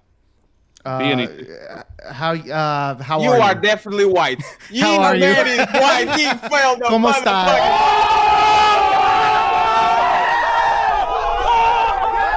I failed Got it. Spanish class, all right? I failed Spanish Got it. class. Fuck Yeah, you. you're white. You're All white. Got it. Hey, Mike, thank you very much for the $50. He says, Dr. Umar is a piece of shit and a scammer. Mike, next time, send 100. Before I continue with my message, thank you, Sister Avanti, $10 coming on the Cash App. Thank you, sister. Next time, make it 20, but thank you for that 10. I know you barely had that. Thank you, sister. Thank you very much, Mike. Terrible. I appreciate it. Salute to you, sir. Il Canali in the building saying, by the way, I love these conversations and transparency of Flow State, Ghosty, and Jake. I love we're having these conversations. Very powerful and needed. Shout out to everybody from Wakanda and Valhalla. And shout out to Player Motherfucking One. He came up with this concept out of, Appreciate you. I don't know, wet dream, whatever the fuck he was doing. So thank you very much, Mr. Player One, for actually put the foot forward. If you guys have any concept that you think is going to work, just send me an email. I got you. Thank you very much, Il Canali. Salute to you. We have more 5 to go. And then we go to the next one. Cami, if you prefer learning from here rather than history class, you are contributing to idiocracy. Girl, stop. Damn, John. Let Cami leave. Il Canali, $5 says, if you see white people get together at work, they're just congregating. When you see black people all together, you get a, what are y'all up to, buddy? Damn. We have, again, Pumpkin. He says, white people are not a monolith. Also, Fatty, could you not find a third white person for the panel? I'm just You gotta get a real white guy on here, bro. I assumed he was talking about Ghosty. Hey, again, I will say this. He didn't pass the no hablo inglés shit. That's hilarious. That's my favorite super chat so far, man. That's hilarious. I'm telling you, baby. He's right. Il Canali, $5 says, ever since Flow State, Jake and Ghosty got here, my credit has went up. Thank you very much, friends, for helping Il Canali credit. John Henry says, gaslighting is Jake's safe word. He's my biggest fan, by the way. He's my biggest fan because he lost in a debate with me. Maybe John Henry is going back and he rose to the challenge. I think he's on Flow State side. I told him next time making 100. So thank you very much, Broke Mike 23 for the $150. He says, Omar is a piece of shit in the scam. I can't scam you because you ain't got no money to scam. I got Negro saying Dr. Umar is scamming and they ain't got no money to scam. You the brokest Negro on my Instagram live talking about stop scamming people, and you the Bahamas scam. I have no idea who that is. Thank you very much, sir. I appreciate you. And to all the black conscious people, if you want to defend King Conscious himself, I will accept $100 to $150 to match, because we can let these people get away with this, okay? This man, Dr. Umar Johnson, is a legend. He will never catch somebody for some dollars. He will never, ever do it, okay? And the rest of you in Valhalla need to not let Mike carry the whole team. We must stay focused, friends. We must stay focused. This is all I'm going to say. Thank you very much, Mike, for the support. I appreciate you, sir. Thank you very much. John Henry finally says, chin up, Jake. So friends, I appreciate y'all. If you are from any side and you're watching this, there's 340 people watching. If you want to join a panel, you want to be on camera, please send me an email. Join the Untouchables. We have HR now. Finally, we are moving as a corporate enterprise. So we have HR now. Join the Untouchables at gmail.com. If you'd like to be on camera, you want to be a part of the show, send us an email. What show you want to be a part of it, with your Instagram, because we need to see who you are, and then we move from there, okay? Friends, on my side, We still need 2 members, okay? We need 2 members, so please become a member today of the Untouchable Empire, baby. The Untouchable Empire, baby. Friends, let's go to the next one. Let's go to the next one. 1 more hour, and we are out. It's time to do. Colorblind society versus race consciousness. What's the best approach? Ooh wee, this one is a good one. Because you guys know. Let's go with the colorblind. Sorry. I didn't hear the question. What's the question exactly? Colorblind society versus race consciousness. Okay? Meaning the people that say, I don't see no colors, we are all humans. Let's do things for all people instead just for this group, or people that are more conscious of their race and they move that way. Who supports the color blindness? Please put their hand up. Color blindness. I'm kind of conflicted. I feel like I'm kind of in the middle. So you have a soft ceiling? Yeah. She's with colorblind. Just really quick, I don't really have an opinion on this, but I will tell you this: race exists and it's very noticeable. I think we should all acknowledge that. That's fine with me. So I'm not a colorblind guy, but however, I don't really have a massive opinion on this one. So I'll shoot this one out. If other than Ghosty doesn't have a strong opinion, do you guys want to go to the next one? I think Flow State had one. Yes. He said colorblind. I think I'm mostly colorblind, but like I want to also notice let me give you a different one, so see if we have more of a diverse interaction. Okay. Representation in media are black and white narratives treated the same. It's time to do. Now we'll explain this. We talk about black representation in media. Black people complain all the time. Black people are gangsters and drug dealers and all these, and white people kind of more diverse portfolio. I'm going to start with this. Do y'all think that black people are fairly represented in media?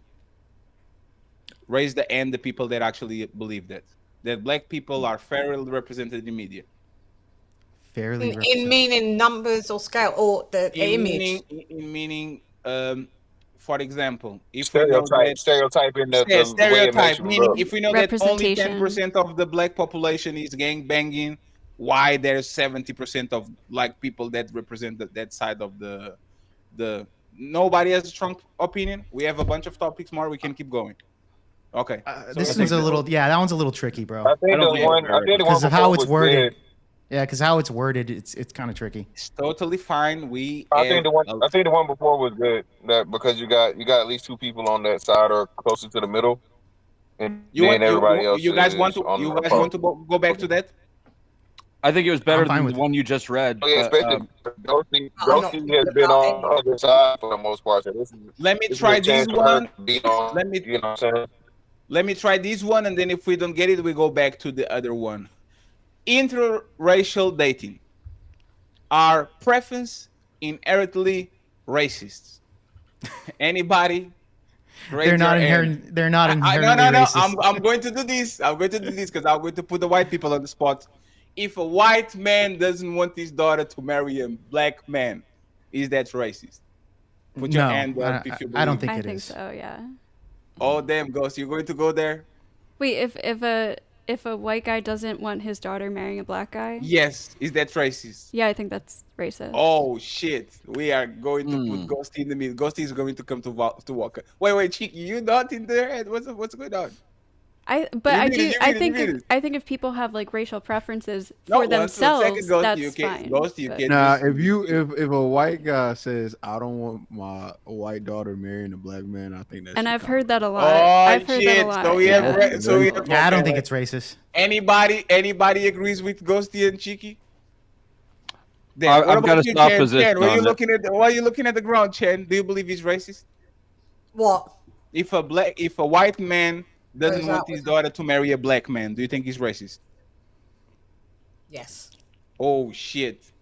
Let me change it real quick. I'm going to put y'all on this side, and we about to go. Once again, friends, we need 2 members become a member of the Untouchable Empire so we can get the first goal out of the way.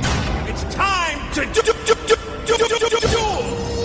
So I'm actually going to start with Ghosty. Ghosty, why do you think it's racist if a white man doesn't want his daughter to marry a black person? I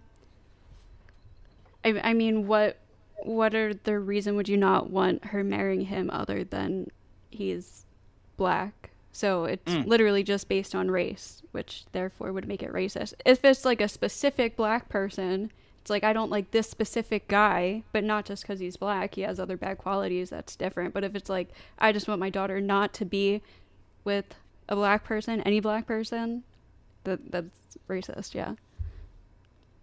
Jake? Oh yeah. Okay. So this is something that a lot of people would refer to as like in-group preferences, right? So so I would say this is a preference. Now we saw even somebody like Muhammad Ali has an interview in the 70s where he stated that he doesn't want to have children with a white person because the big reason for that is because he wants his kids to look like him. He wants to. He's proud of his culture. He's proud of his skin color, and he wants to put out into the world of people that are his race, his ethnicity, and his culture, right? Now, if a white person does the same thing, it's not a problem. If Hispanics do the same thing, even here in the Lower Valley, yeah, a lot of people around here don't care to have their daughters or sons to interact with an Asian person or a black person, etc. So this is something that you see in all cultures, and this is something called in-group preference in psychology. They've done studies where you can take 100, Hispanics, and they'll say that more than half would rather be in a environment with other Hispanics. And you see that with blacks, you see that with whites. This is an in-group preference. You realize your kids will look like you no matter what, right? If they are your biological kids. Because they're half your DNA, so your kids are going to look like you. Okay, so again, even with Muhammad Ali, if he's having a bunch of kids with white people, yeah, I think it's racist for all races. I think no. There's but clear differences when it comes to bone structure. There's clear differences when it comes to stature, etc. Dick size, etc. Whatever. That's a big difference there. You can't ignore. Flag on the play. You can't ignore the fact that all races look different. Like Hispanics are shorter on average compared to white people or blacks, etc. Like this is a thing that's called, in-group preference, and we have psychology studies on this. How would it be racist if many people would rather see their kids interact and have children with their own race? Because it's based How is that racist? It's based on race solely. No, it's based off culture. I just explained. It's based off culture. It's based off the looks of things, the looks of how. Why are you so concerned with how your grandkids look like, other than look. Why are you prioritizing how your grandkids literally look? If your kids are born into your family, they're going to share your family's culture no matter what's what. your definition of what no, they no, look it's like not. shouldn't matter. No. Well, look. The thing is, when you have two people that come from different cultures, different religions, different backgrounds, when they usually get together, the other families have different interests on how to raise kids, on how to go about things. You have a culture infliction there. This is why a lot of people say, hey, if you're Mexican, you're Hispanic, you should, more than likely, they would encourage for you to get married with somebody of your own race because it makes it easier for culture differences. The kids will look more like their parents. So, of that nature. Has nothing to do with like, I hate that person and therefore you shouldn't mate with them. It has nothing to do with hatred. It has nothing to do with that. It has to do with again, in-group preferences that psychology has studied this as well. And we see this all across the board on races. Cheeky? I think that when we try to have the cultural argument, it kind of falls apart because people of different skin color can share the same culture, right? Like, perfect example, Fatty is Portuguese, but he's black as shit. So how, like, if you, it'd be different if you was like, I don't want you to date a Latino and you're a white American, or you're whatever, because then that way, because then your culture is actually in part, but people don't say, hey, I want a culture, because there's black people that are evangelical, that are Roman Catholic. No, I agree with that. I'm Well- just saying the perspective of people of how they make that decision. And I even said, I gave an example, Muhammad Ali. Muhammad Ali says, I would want to be with a woman to reproduce that's black, Muslim, etc. I don't think there's anything wrong with that. I don't think he said that out of racism because he hates white people, bro.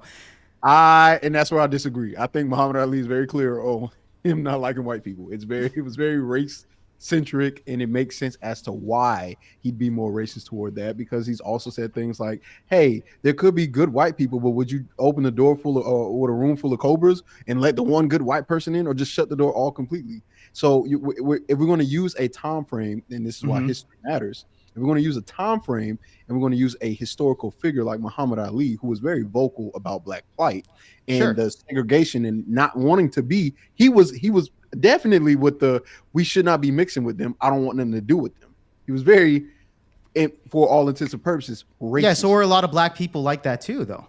And I would say the same thing to them. I would That they're say racist because they want to mate with their own culture, their own race. See, you keep saying culture, and that's the problem. Is not culture. It's okay. Their skin race. culture. Their race. Okay, so and that would be my problem. I don't have a problem with race at all. Mix whatever race. Sure. Right. And neither do I. By the way, just for the record, yeah, I don't care who you're fucking. I don't care who you're fucking. However, just as a disclaimer, I don't give a shit who you're fucking. However, however, when it comes to a lot of people, especially when it comes to the Mexican culture, etc., especially when it comes to the blacks, what I've noticed, especially with these studies in psychology, that white people tend to be the most open to race mixing, from what I've seen. Now, now again, we have a lot of white liberals such as Ghosty here in today's America. But I'm just saying, when it comes to old school Mexicans, old school blacks, they usually want to mate within their own culture, or their own race. I mean, and I don't see any problem with that. I really don't see anything wrong. I don't think that's racist at all. All right, so this is it's in group preference, as the studies that I've already. Yeah, sure, and again, this I would agree with that if that's being expressed, if that's clear and that's expressed. Hey, it's not. Yeah, I would say if it's a black guy that says like what you said with Muhammad Ali, oh yeah, I just legitly hate these people and I just don't want. Then I'll be like, okay, fine, yeah. Then there's some fucking clarity there, but I don't think that's the majority of people, bro. I don't think that's the majority of racists. And that's the people. thing. I think that I think I have a different perspective because even within black or whatever communities, there's a level of colorism, right? And even outside of black or other cultures, like with Japan, the darker you are, the fairer you are, the more attractive. There's this idea of lighter skin or lighter looking is just overall better from from a moral standpoint, from a cultural attractive standpoint. You're right on that. Actually, they've done studies on that several times before. It doesn't only exist in. I knew we whites couldn't trust or a Mexican Asians. in Valhalla. It's in Mexico. No, it's true. as well. If you look at black people, they actually prefer more light-skinned individuals, specifically with women. No, specifically with men. Men will usually prefer lighter-skinned women that are black in that same culture compared to women. They date across the board. Doesn't really matter to them on the skin color. But we see the stats on that. Okay, and what I would say is typically associated with that preference is a stereotype. Typically. Well, stereotypes are pretty accurate, wouldn't you say? That's to a degree. To a degree. Versus light skin. To a degree, they kind of are. Skin. What are you talking about? They are, bro. They exist for a reason, bro. I'm not. They exist for a reason. Hold on. Wait. So we're agreeing to a degree they exist for a reason, but whether or not that reason is proper or accurate is the question. Well, that's irrelevant, though. I get you. I get you. You could say, well, that's offensive to me. But I would say, no, that's not offensive at all to me at all. You know? If you so come up to me it's a and matter say, of subjective. Hold on. Wait. Like, if you came up to me and say, would you like watermelon fried chicken? I'll be like, offended. yeah, but I'm thinking about beating your ass. Okay, so if you came up to me and said, hey, you want some rice and beans and enchiladas? I'll be like, yeah. And I'm not going to think about beating your ass. That's the difference between you and me is...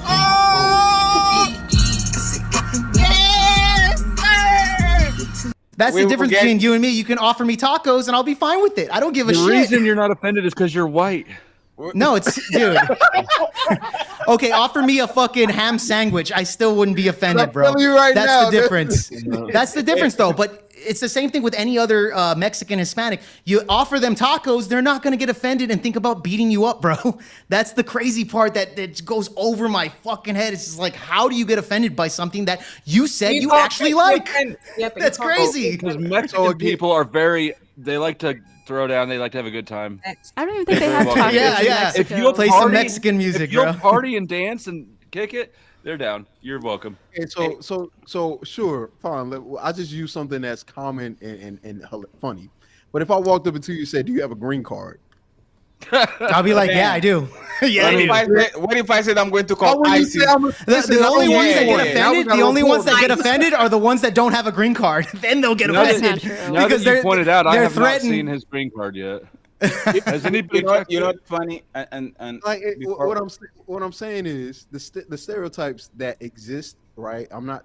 While there may be some level of accuracy, it's over exaggerated, and it typically is offensive. But that's why it's called a stereotype, bro. But nevertheless. Okay, go ahead. I'm just saying, like, for example, we had 8 million illegal immigrants come in the last administration. If you go up to a guy that can only speak Spanish and is only speaking Spanish, you could tell he's not from here, and you say, "Where's your green card?" Odds are he doesn't have a fucking green card, bro. You know? But nevertheless, stereotypes exist for those particular reasons, bro. I don't, again, you might be offended on these things, but at the end of the day, you know, the stereotype is black people like watermelon. They like cornbread, etc. Whatever it is, chicken. Whatever the stereotypes likes watermelon are, bro. and chicken. Like, what the fuck? Not everybody, but it's a stereotype. Watermelon is actually delicious. I actually don't like. Everybody loves watermelon. I do like watermelon too, bro. I do. I don't like it that much, but I like watermelon. Okay? I like watermelon. I like beans and tacos better.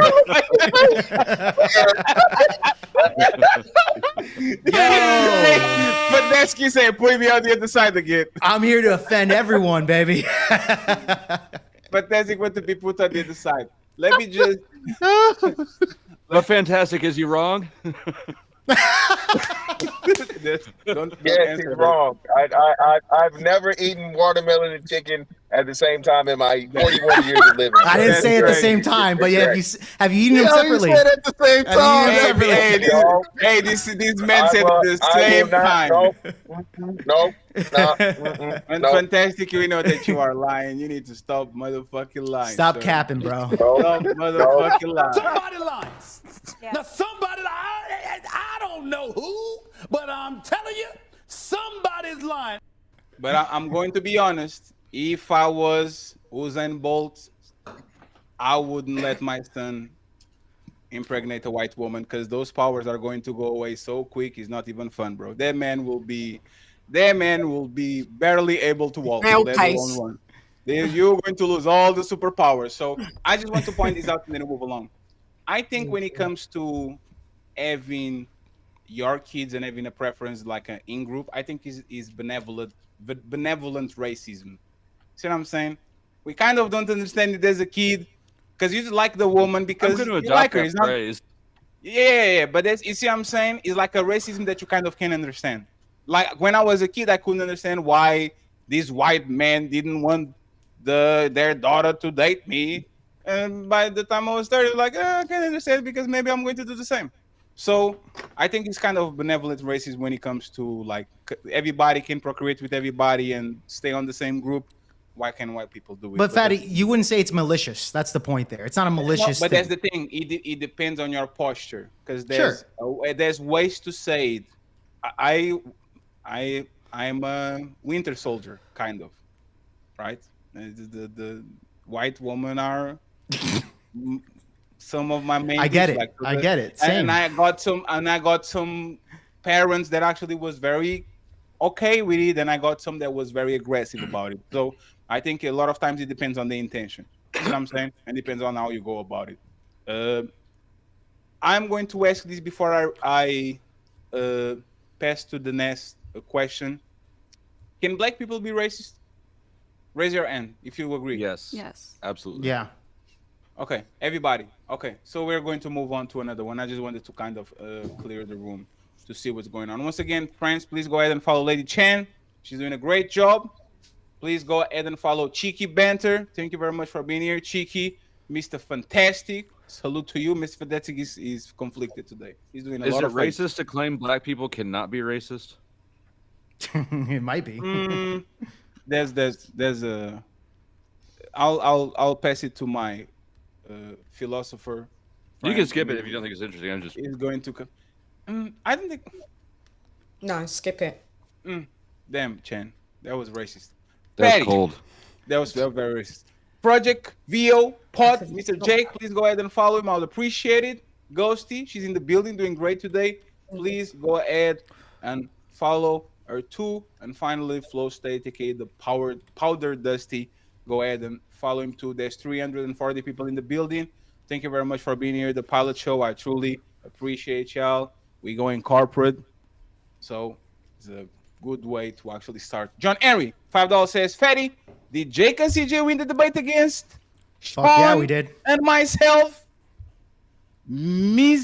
Misgivings aside. Nope. Yeah! They squabbling out there now. Yeah! We won Thank the you very chat much. though, so yeah. Thank you very much, By a John. blowout. If John probably be on the lineup next week too. Pax America, $2. Jake is based. All right, there's a sub. Thank you very much for subscribing to Jake. Mike 23 comes back. He still has money, 170 and counting on the Flow State Network. He says, "Fuck this." So he's upset. Sorry for upsetting you. He says, "Any American who's making excuses that you are not living life because of your skin, you are a soft person. You are the greatest place in the world. Live it and embrace it. People will kill to be where you are." Thank you very much for the support, Mike. Appreciate it. I am in Portugal, so it will be good to have money because I'm not on the best place in the world. So I need very much dollars so I can leave my situation. Jason Jameson in the building. He gifted 1 Untouchable membership. Thank you very much, Jason. The Untouchable Empire, baby. And Jason came up with the last membership, so we got the first goal of the day. We have all the memberships, the 15 memberships we needed. We already got the goal. Thank you very much, friends, for becoming members.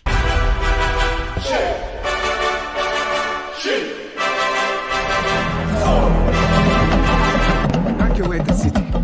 Engage all defenses. Give this man a shield.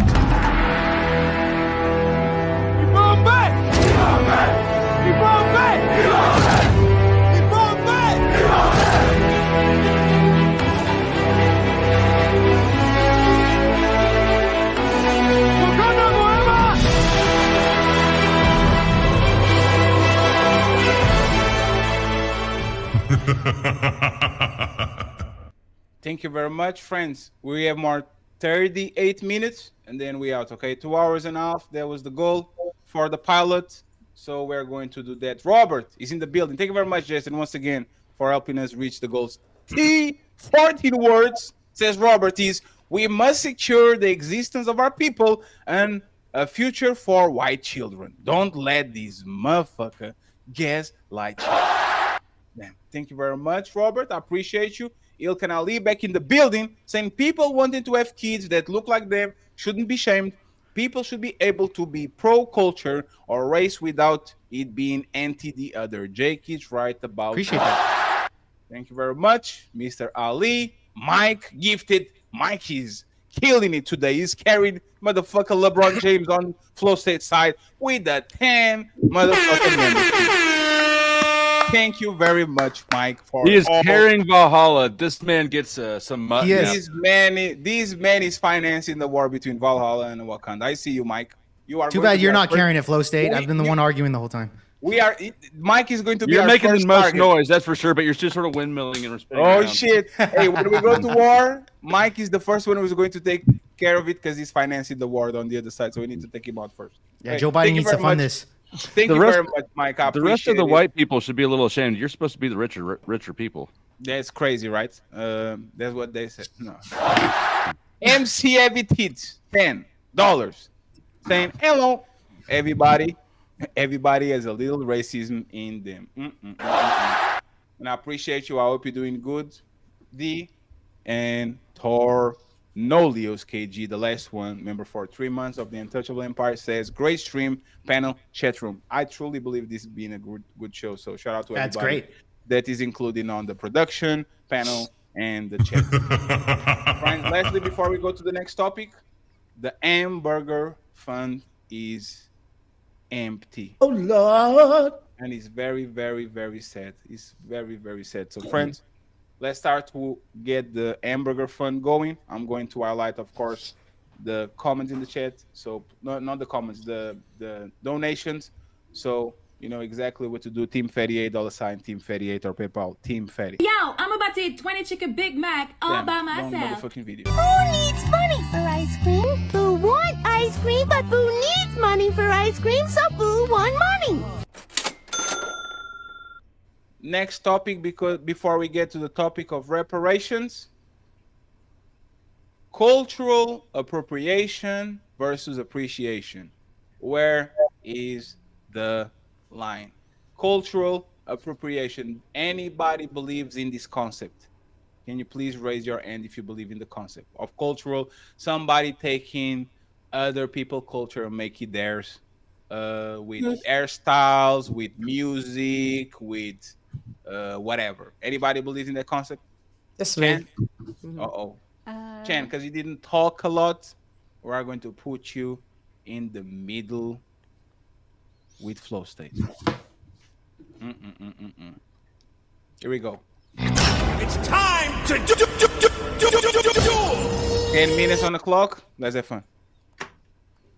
Yeah, you see it quite a lot, especially they call it blackfishing. You see, you know, white women, usually, it's always usually the white women. We've seen the Rachel Dolezal.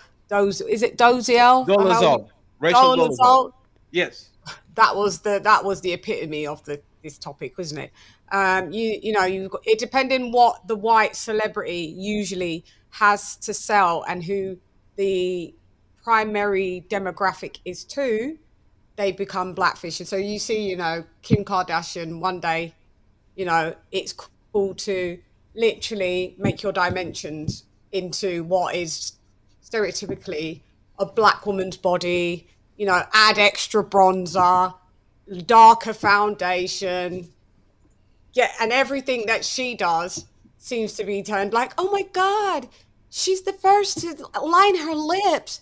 That's it. When black women have been doing that since the 90s, but when Kim Kardashian did it, you know, it was stated that this was the first.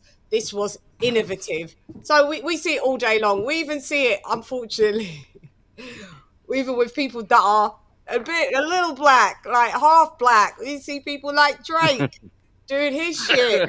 Yeah, Drake, come on now. Yeah, you could be. Drake is half black. Hold on, stop. We're not no Drake slander. He's half black. Drake Yes, he is. black.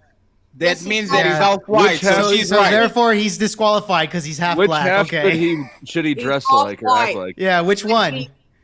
He racially appropriates a lot of the time, meaning, you know, his mum's a small hat. No worries with that.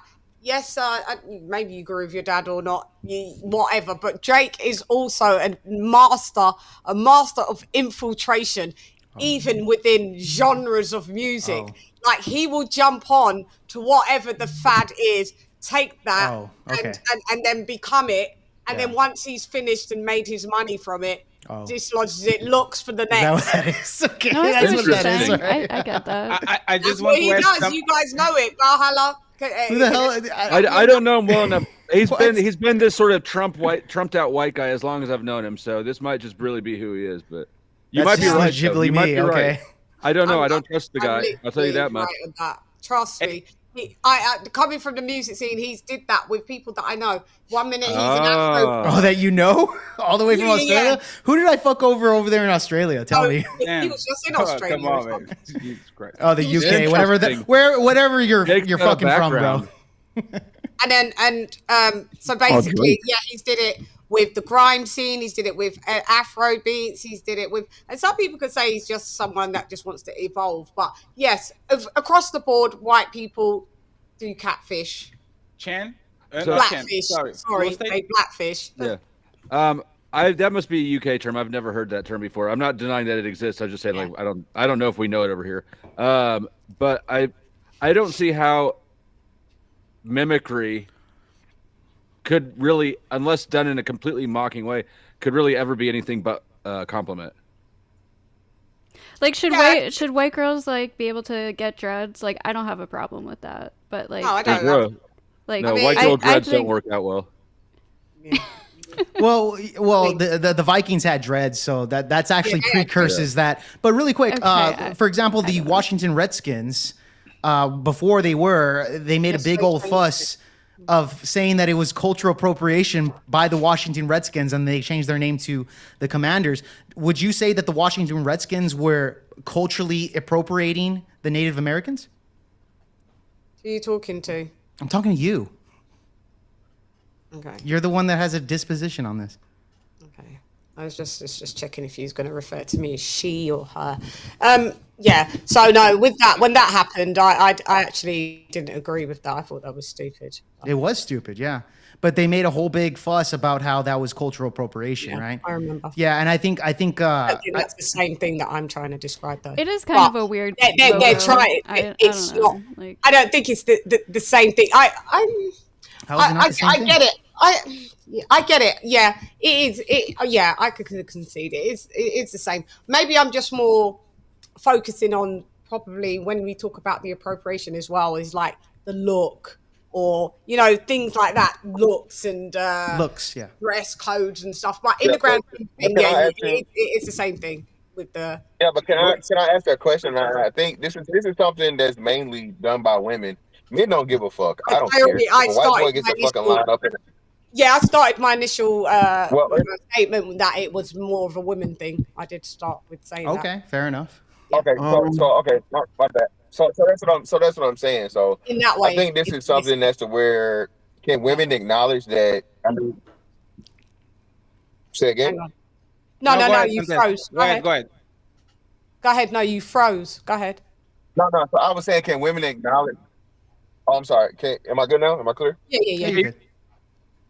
All right, cool. So what I'm asking is, can women acknowledge that, especially from a beauty standpoint or whatever, that women borrow from each other a whole lot? I remember once upon a time, like little Chinese women were fucking like mutilating their feet, like what I mean, so they could fit in like these little teacup shoes and shit or whatever, right? Mm-hmm. And then I think they did something similar in European times a little bit later on down the line, right? So what I'm saying is, I think it's binding. That's what it was, like feet binding, right? So what I'm saying is that a woman making an argument kind of immediately kills it, because you guys borrow from each other all the time, be it makeup, hair especially, right? And I think the biggest thing is hair, right? That's usually the biggest argument. But yeah, that was my point. I can see when sometimes people say hair, but I mean, in the grand scheme of thing, everywhere that you would go, even in native Africa, there's people there with kinky hair to the straightest of straightest. So I mean, if you want to call that one when we wear a wig and it's a straight wig, that's cultural appropriation for white people. I don't think it is. Yeah, I don't think it is. I don't necessarily think it is, because I know that. Well, no, I'm not saying that. I don't believe. Yeah, well, I'm on the side. I don't believe anybody's appropriating anyone. I just think, like you said, for the most part, even though those tribes in Africa, they're very, very few and far in between. That's just I think the one tribe of people in that's got blonde hair, and people always say black people can have blonde hair. That's one distinctive fucking 1 in a billion. It's very rare. Black people. Very rare.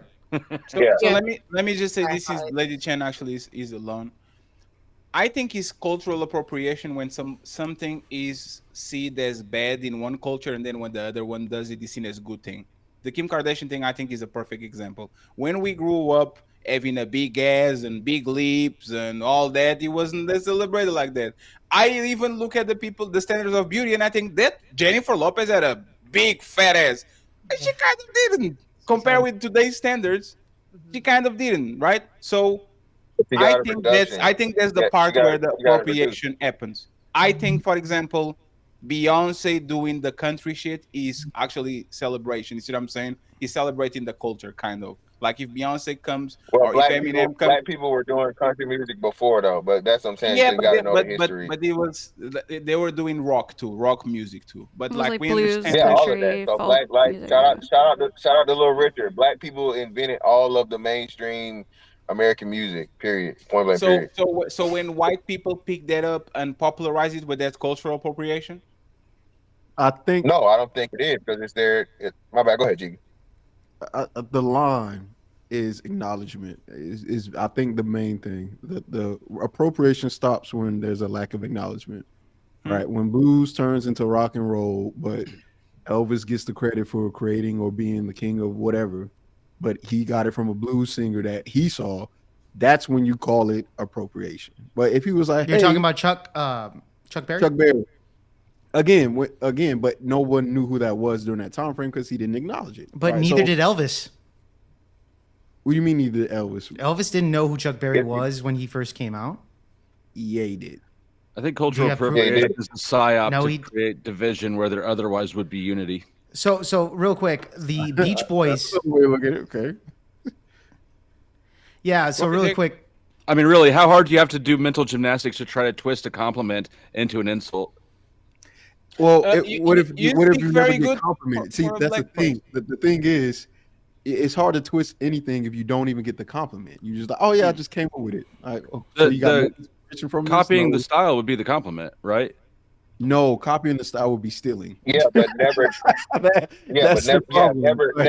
Never giving the bibliography and the credit to the people where you got it from would be plagiarism. All right, so who all has influenced you? Have you given credit to everybody who's influenced your worldview, behavior, demeanor? Like this? I have. For the most part, every time I When's the last time you thank a white person somebody, for I give jeans? them a praise. I think that's actually what you're talking about. Every time I steal a concept or I inspire in somebody concept, I make sure I say this is where I got it from. Are you talking about like? When I think of appropriation, I think of like somebody like adopting a style or a trend, right? That's not properly stealing something that was yours. It's a look that you might have, but it's not like, you know. No. We're saying something that's exclusive to like a person. Yes. So that's what I'm saying. Like, so it's a certain saying that someone says, right? I make to acknowledge that person to make sure that person gets their credit as much as possible. Am I going to do it forever in perpetuity? No. But, you know, over time, things become mainstream. And the problem with it is a lot of the time, the actual creator of it doesn't get the credit. It's the person that's more popular that makes it popular. Yes. Well, yeah, so sure. But no, look, I was just going to say really quickly, because he talked about Chuck Berry right now. Chuck Berry did use a light distortion within his style of playing, right? The old school 50s rock and roll. Distortion was created by white people, by the way, and so were amplifiers, right? Chuck Berry took that sound and made a particular style. I get you there. But nevertheless, what he was using, his resources, were created by white people. Let me ask you this. Was he culturally appropriating white people's technology of distortion music at the time? Jake, like that. That's where it gets very muddy. That's where it gets very muddy. That's wild. Jake, that's wild. Jake, that's wild. How's that wild? It's like saying no, because rock and roll distortion was a huge part of the style.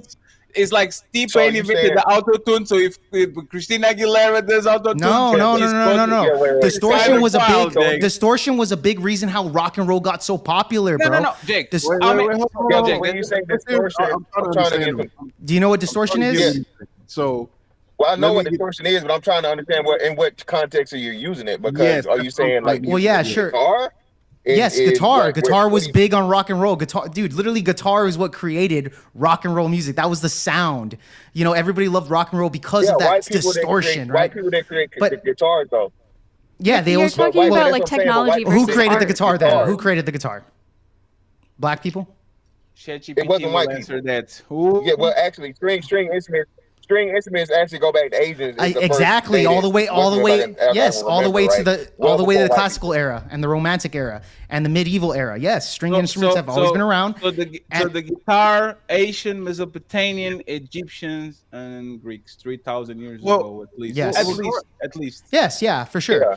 But my point is that are we culturally appropriating the Greeks? Are we culturally appropriating any of those? Of course not. I think It's- one thing. Well, no. And I think, one thing. no. Oh, go ahead. I'm sorry. I'm intervening too much. Go ahead, Fantastic. My bad. No, just let me say this real quick. So no, it wasn't just the instrumentation. It was more, especially for Elvis Presley, was the dancing delivery. That's the biggest thing. The presentation and the actual performance. He got that directly from. That was not something that no white people was doing. Period. Who did you get it directly from? Let me thank the black people for influencing rock and roll culture. There you go. Not You're welcome. influencing, You're creating, right? Thank you. But it's the thing. Creating, however. But how? So, yeah. Again, the sound has a lot to do with rock and roll in general. So I'm just saying, if whites created the sound and then Chuck Berry created a dance or whatever that Elvis was doing, that didn't even correlate when rock and roll was with Led Zeppelin, with Ozzy Osbourne, that's where you're losing though. It totally evolved into something completely But that's different. where you're incorrect. Wait, hold on. But that's where you're incorrect. Fantastic. But instead of getting to the depths or the specific Specifics. idea, right? Let's just deal with the concept. Just because there are materials that are made available, Which are very important, yes. right? And they are very important. Extremely. If I make something very unique to that, with the material that no one's ever made before, I have created something that no one has done or can identify, and that should be credited, right? Now, of course, right?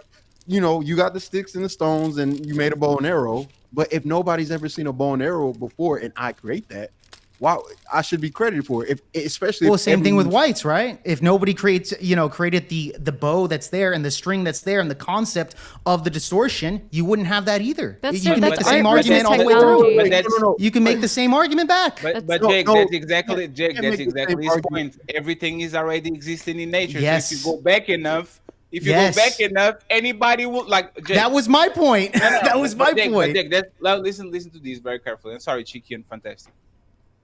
We know that the birth of the original, like the civilization we have now, is Mesopotamia, is in Iraq, current Iraq, on that regions, Egyptian civilization, all that. Those people are not white at all. But the Greeks are. And they will have instruments, all that. If you go more to the east, Chinese add some of the dopers, like the like. See what I'm saying? Sure. If you go back enough, this doesn't sound like it's new technology, right? So But it would be what kind it of kinda crazy is. to say, and no, this would be kind of crazy to say. We white people created the guitar, so I didn't say that. The I didn't say that. Chinese. No. Listen. This is the white people created the guitar, so shout out to the Chinese and the people in Mesopotamia that created all these components that I got it together to put it on a guitar. Yeah, but and that all this didn't. shit. Okay, so here's maybe Jake. Let me ask you this, right? Because I understand what you're saying, and I think it makes sense. I'm not disagreeing with you. I'm just trying to see where we. And I'm not disagreeing with you neither. I'm just saying you can make the argument on both sides here. And that's why that's where we're disagreeing. So let me ask you this: when a CEO gets praise for, or not CEO, owner of a business, he gets praise for the credit or putting the business together. His employees also work as well. How much credit do you think that the business owner should get versus the employees who put The majority. That's a good question. You are contradicting your point, then, Jake. Yeah, I have an example. I have a good example. Because look at Elon Musk. He didn't create none of his companies, none of his property, and he gets all the rewards. Bro. You have to realize that Chuck Berry is not the same rock and roll as Ozzy Osbourne or Black Sabbath or Deep Purple. I have an example. And so many other examples there. It's not even close. No, it's what fine. are you talking about? One second, Gosi, because I cut off. Or AC/DC. That's insane. One second, please. One second, please. No, you're not. One second, please. I just want to pass it to Jiki because I took the microphone. I'm just saying, if Elon Musk does SpaceX, we don't say, he doesn't deserve credit because there was rockets before. Like I said, I'm saying, I understand that, Fatty. I understand that. I'm not disputing that. I'm saying when you look at Chuck Berry's rock and roll, and you look at Black Sabbath, you look at Deep Purple, you look at Led Zeppelin, you look at all these bands, it's highly distinguished on the difference. It's so night and day, it's not even close. So for you to say that, Chuck Berry created what we have as the evolution of rock and roll, that's just not true. So This is not true. Led So let Zeppelin. me- Led Zeppelin was going to but- be one of but my I- examples because Led Zeppelin, one of my favorite I got you, bands, Gene. in the top 5 favorite bands, by the way. But they did steal Boo. a lot of old blues music and not give any credit to Well, those artists. They no, acted like they were They took theory. originals. No, they took music theory. It So was let me explain exact the- lyrics. It No. was like exact copy of the music, and they. No, it wasn't. No, It This is was. called music theory. So, for example, when it came to blues music, a lot of that came from the pentatonic scales, right? The pentatonic scales is usually what blues music was created out of. What Led Zeppelin, Deep Purple did is they used classical music, which was created by Germany, etc., combined that with the blues pentatonic, specifically with the guitar solos, and created rock and roll. In fact, No, but there I would are make an songs argument. they copied with straight up lyrics. And Okay, the what were same they? exact- What were they? What were they? Off the Tell top of me. my head, I forget the actual song. I can, There's I a can few give you of one. them I can, though, but I can give you one. It was Shakira. That music. Samina mina waka waka She copied the whole I'm telling you, she copied the whole motherfucking Shakira? shit. That's cultural appropriation. Go I ahead think I and look. remember that That song. one, yeah. she copied the whole motherfucking music. But this But that's is, her just stealing straight up. Like she probably would have stole that from any culture, no matter what. But my point is that for you to credit black people to to all of rock and roll and heavy metal and what it evolved to is just disgenuine. No, It's a just not melting true. pot. It's a melting pot by the end of the day. The thing is, who actually contributed, like with the biggest percentage and who actually got that first. Cheeky and Fantastic. We have 2 more questions. The last one, reparations. The second one is, I'm not going to tell you. Thank you very much, MCAVT, for the $10 on the hamburger fund, friends. We need $90 to get to the hamburger fund. Thank you very much, MCAVT, for the $10. Before I continue with my message, thank you, Sister Avanti, $10 coming on the Cash App. Thank you, sister. Next time, make it 20, but thank you for that 10. I know you barely had that. Thank you, sister. Go ahead, Cheeky and Fantastic, and then we go to the last question before the reparations conversation. Yeah, so I think my last thing is I understand Jake's point, and I think that people should be accredited for creating the foundation of something, but the uniqueness and the artistic or genius behind the creation of something that was made with those fundamental things have a higher precedence than the things themselves, right? In a lot of ways, right? You have chicken, you have vegetables, and you have all kind of stuff, but how you season it, how you put it on a plate, how you that right there is what makes the dish, right? And people who created a dish and that dish has been modified and it's obvious that it's coming from that level of modification should be accredited for So you're talking about genres with music, right? Like for example, no, it's, that would have to do with genres of music. That's my point here. Is to compare Chuck Berry's rock and roll compared to Black Sabbath. That's a whole different genre. How you spice it up makes a difference. That's my point there. That's the evolution of music, and that's why people love music. Is the evolution of that. So that proves my point. Yeah. There's no again. So it's no cultural appropriation to it. It's not cultural appropriation if it's credited, right?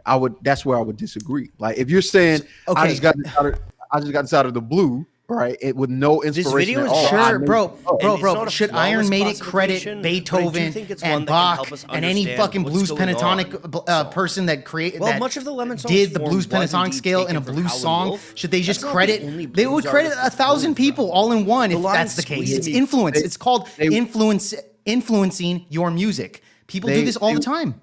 They wouldn't credit Bach or whoever for making rock. No, they wouldn't, because that's something that they created. It's that unique to where there was nothing like it. That's the point I'm saying. When there's obviously a uniqueness that has never existed before, that needs to be credited, right? Of course there's inspiration from all different areas and parts, but when you make something that is so unique that I agree, bro. Okay, but I agree, bro. And trust me, if you started that, then you don't have to get everybody. Sure. Yeah. And I know, dude, trust me. I was in the guitar scene, especially when it comes to guitar players. They talk about blues players like left and right. Randy Rhoads, one of my favorite guitar players. Eddie Van Halen, another white guy. That's what she said. Has talked about plenty of the blues players in the past. They've talked about plenty of these people in the past. Now, when it comes to the public doesn't really care where you got your ingredients. They just care about the ending product. Same thing with women, right? Women don't care how you got rich. They just care that you're rich. It's the same thing in the public of music, bro. Like Then that's it's that's just what it woman's is. Listen, baby, we got to build the nation first. If I give up all my testosterone, I won't have no energy to build the nation. I got to build first, okay? We must build before the back shots. We must handle the business before the back shots. It is consciousness over the cookies. It is politics over the punani. It is revolution over the romance. Mike 23 say, "Lady, you full of shite." I think he's trying to flirt. That's how white people flirt. Thank you very much, Mike. And on the next one, we have Freeze in the building. Shout out to him. He says, one of the most sounds in rap, the 808 kick drum was created by a Japanese man. Thank you very much. We are kind of almost in the end of the show. Shout out to the 340 people watching in all platforms. I will... Uh-oh, this is not the one. Cultural on them. I'm fucking up. Give me just 1 second. So yes, here we go. Here we go. Affirmative action. Is it still necessary or it's outdated? Who agrees with affirmative action in 2025? Can you clarify what it absolutely is? With the... Affirmative action. I will go because to I know the it's in dictionary. America. Affirmative action. Yes. So affirmative action is what is affirmative action? Affirmative action is a policy or set of practice aimed at increasing opportunities for groups that have been historically discriminated against, especially in areas like education, employment, and government contracting. Okay? Anybody? So is that like DEI? No, DEI is just for the job. This is actually, it's kind of more a quota thing.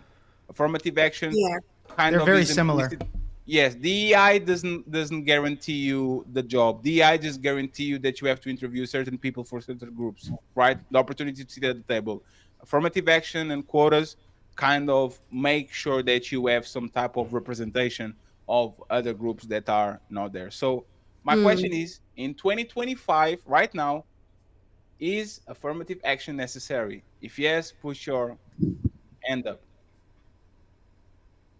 Okay, Chen. Question to the other panelists. Was affirmative action ever necessary? If you agree, put your hand up. Well, yeah. 1 second, Chen. 1 second. Oh, Just sorry. to make sure that was affirmative action ever necessary? Put your hand up if you believe in it. Ever necessary? Yeah. Ever. Yes, ever yeah. necessary. At one point it was, but not now. Okay, so Flow State says no. Fantastic is walking in the dungeon. He probably is not hearing this. Last question. If affirmative action was necessary before and is not necessary now, when was the appropriate time to seize it? Like, is there any, you guys have any concept? Yeah, and you don't have to, if you don't have a strong opinion about it, we move to the next one. We don't need to stay here. So if you was it's not that strong for me. It's not massively strong. Yeah, I don't have a super strong. It probably You don't have a depends on strong- the area. I mean, yeah, I've got a stance, but it's not super. I'd have to think about the question, the exact time of when it was unnecessary, because now you're pinpointing an exact time in history.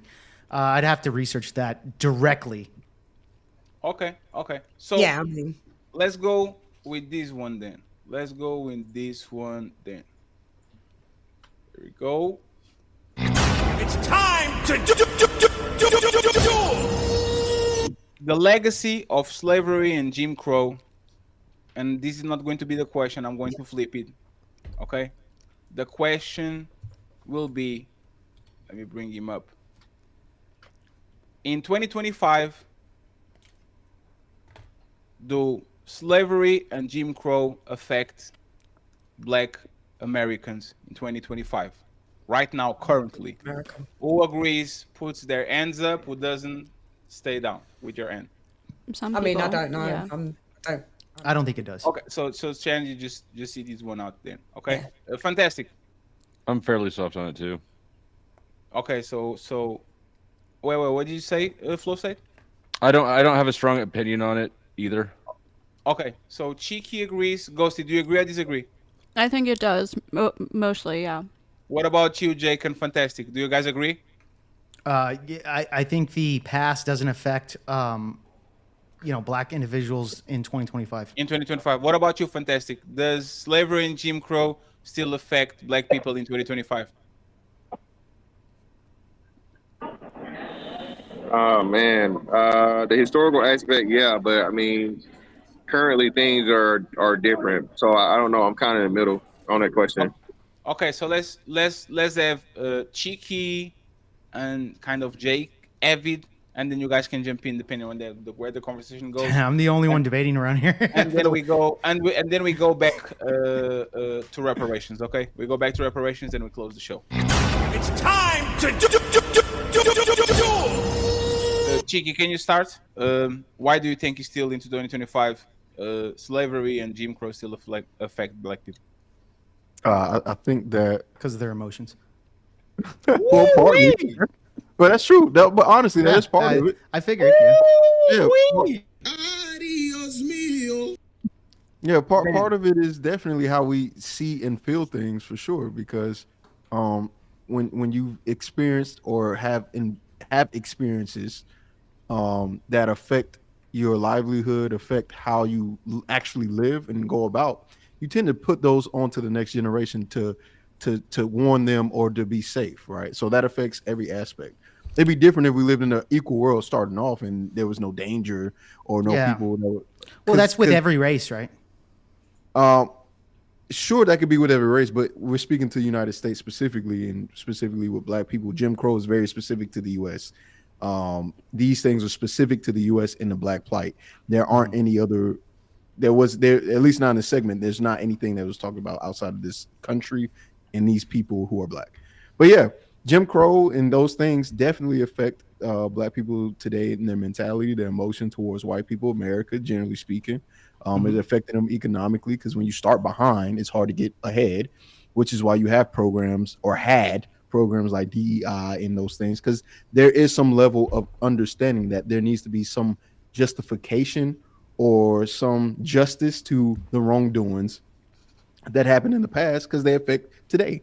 When you have a group of people that have a Black Wall Street and it get completely destroyed, causing an economic reset in a particular area that affects not just that area, but the overall national standing of black people, and you can't get work where white people are at, that affects you in the long term because you're starting behind. If I give you $10,000 worth of debt and you're 1 year old and you start off with no debt at all, and you get the opportunity to work, and you're going to be behind. So it affects people today while we are doing better. And I do think things are not the same.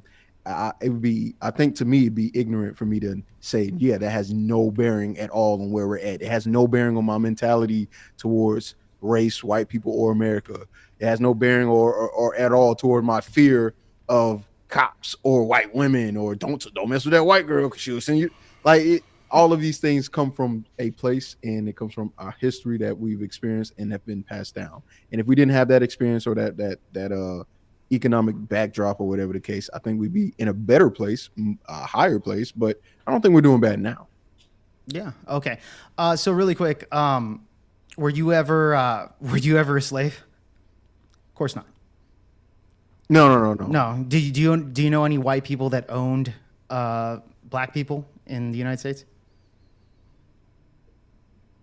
Like living? No, I don't know any living. No living. So it's legitly in the past. It's gone.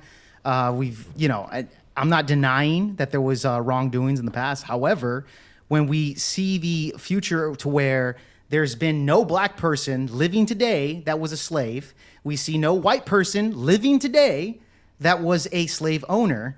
This is a concept of punishing the father for punishing the son for the father's sins, right? It speaks about that even in the Bible. So the point is that when black people, and like you said before, I already kind of knew it was emotion based, and that's purely just emotion based, because when it comes to mainstream media, for example, even with movies, they tend to only sub-target negative feelings. And this is like that with any content, news outlets, is that they always want to talk about the negative outlooks of things. So, for example, in slavery, yes, people were slave. However, what they don't tell you is that 3,000 white people died to free the slaves in the Civil War. 3,000, right? Out of the 2 million soldiers that were there in the Union, I think it was about 50,000 black people that passed away during that war. But yeah, white people overwhelmingly passed away for the freedom of blacks, right? They don't talk about that.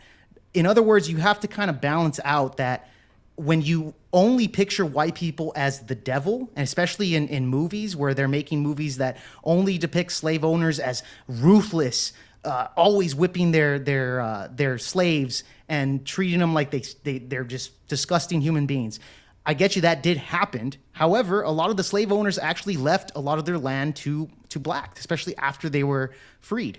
God. So I'm just saying there's an alternate version of history that isn't talked about. That isn't talked about. I know. Okay, there we have it. Hey, right? No. Go. I'm just trying to go back. Say what you, because I think I misunderstood you. Ghosty, let me know if you want to jump in after that. You said if you want. But I'm just saying this. There's alternative history there. I don't want to bypass that. You said that the slave owners left their land to the slaves. When they left. They put them in their will.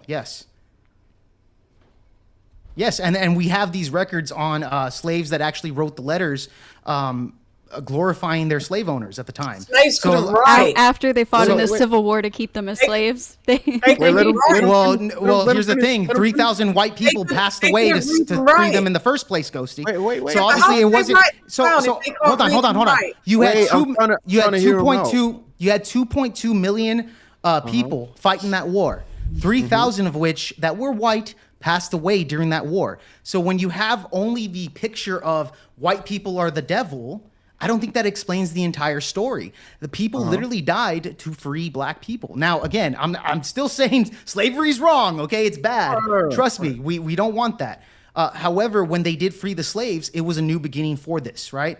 I get you, people in the chat's like, oh, this guy's wild, this guy's crazy. Well, it's off topic too, but not really. My point is that when people have the emotional aspect that white man is the devil all the time, every time, there's alternative history there that I think a lot of people black people specifically need to look at, and white people, because there's a lot of fucking stupid white liberals that say this shit too, right? They want to only picture black people as the victims all the time. I don't think that's the case. We need to look at alternative history that's there that I think has been deprived in the history books. Like, that's my point here. So here's my question, right? Because I know I'm aware of some slaves. Was that by and large the majority or minority, you think? I was just about to say something. I think in the North region where they wanted to advocate to abolish slavery, and the United States and the UK, by the way, also wanted to abolish slavery. There was a substance of people that didn't want this, right? So to give you an exact pinpoint of the percentage, if I had to guess, there was a civil war, so obviously it was pretty damn split. I would say during that time, could have been 50-50. I don't know. I don't have the exact numbers. No. I'm not saying, so I'm asking you, do you think that the majority of plantation owners in the South, do you think the majority or minority left their property to their slaves and not to the will of their children? What do you think? It could have been the minority, but the ones that did, they left. I didn't say they left their plantations. They left. They put them in the will, so they left something to their slaves. Okay, something. Yeah, they left something to them because we see letters on these former slaves. They're dead now. But nevertheless, we can look at their diaries, they can look at their past things, and they talk a lot, very well about their slave owners to a degree. How? When they couldn't read or write? Well, some of them could, right? It's here's the thing. When you have movies in Hollywood that want to manipulate the narrative and just say all of the slave owners were demonic white devils. That's just not true, right? Would you guys agree with me that you think every single slave owner was this demonic person just whipping them all the time? Well, just that's not, wait, but that's not the point. No. It kind of is because it navigates to why black people feel this way currently in 2025. No, it doesn't because of the manipulation of the mainstream media. No, you acknowledged the emotional point that I made, but you didn't acknowledge the economic point. How do you explain? What do you mean by economic point? Are you aware that there was a Black Wall Street, that there was an economic boom for black people specifically during segregation, that they made their own banks, they had their own businesses? Yeah. And then now that it's gone, they actually, you can see that on statistics, sure. Wait, hold on. Wait, so you are aware of that and that white people burn that down, so that puts them in a financial reset? Well, no, I'm not saying that they burned that down. I'm saying they did. I'm telling you they did. All right, then explain it to me. Okay, give me details here so I can argue with you. Yeah, that built up happened. How did they burn it down? Tell me. The whole town was like burnt down. Down in like the 1920s. They burned down the stock market. What happened? One of the cities. Tell me, bro. Give me details. One of the cities. There's no need for us because we're going to no need to details. No need for details. All right. You guys have to let me finish so I can talk, right? One of the towns were literally bombarded. Like it's one of the towns. Oklahoma. Tulsa was literally bombarded. So what we're talking about, and I want y'all to intervene on the conversation. Which is talking about. Dude, I need to. One second, I got you, Jake. 1 second. I need to take a leak really quick. I'm sorry, bro. I need to take a leak. Oh no, yeah, you got it. You got it. Really quick. No, it's fine. What Chick is talking about is the financial implications. It's not just that you weren't a slave. Is that between the release of the slaves and until they got full rights, they couldn't have credit cards. They couldn't. There was a bunch of things that didn't happen. Like between credit cards, probably is not a bad example because it's electronics. Schools. But they only after Jim Crow on the last 60 years have been full human beings for the most part, which means they have a lot to catch up. And the fact that Jake said, "Are you a slave?" No. But white people claim shit that they didn't build all the time. We built this country. This is a Christian. Like white people literally credit shit that their grandfather did. We fought in wars. Jake, you can say that black people can talk about the past because they weren't slaves, and you are literally saying, but white people fought those wars. Did you fight that war? You didn't. Exactly. So why you claiming that shit? So it has to be, and this is the problem a lot of times with the Holocaust, never forget. 9/11, never forget. Every single thing, Hiroshima, Nagasaki, never forget. And then when it comes to black people slavery, get over it. Yeah, get over slavery. He wasn't there. We need to be a little bit more consistent with it. Are you talking with us, Coolside?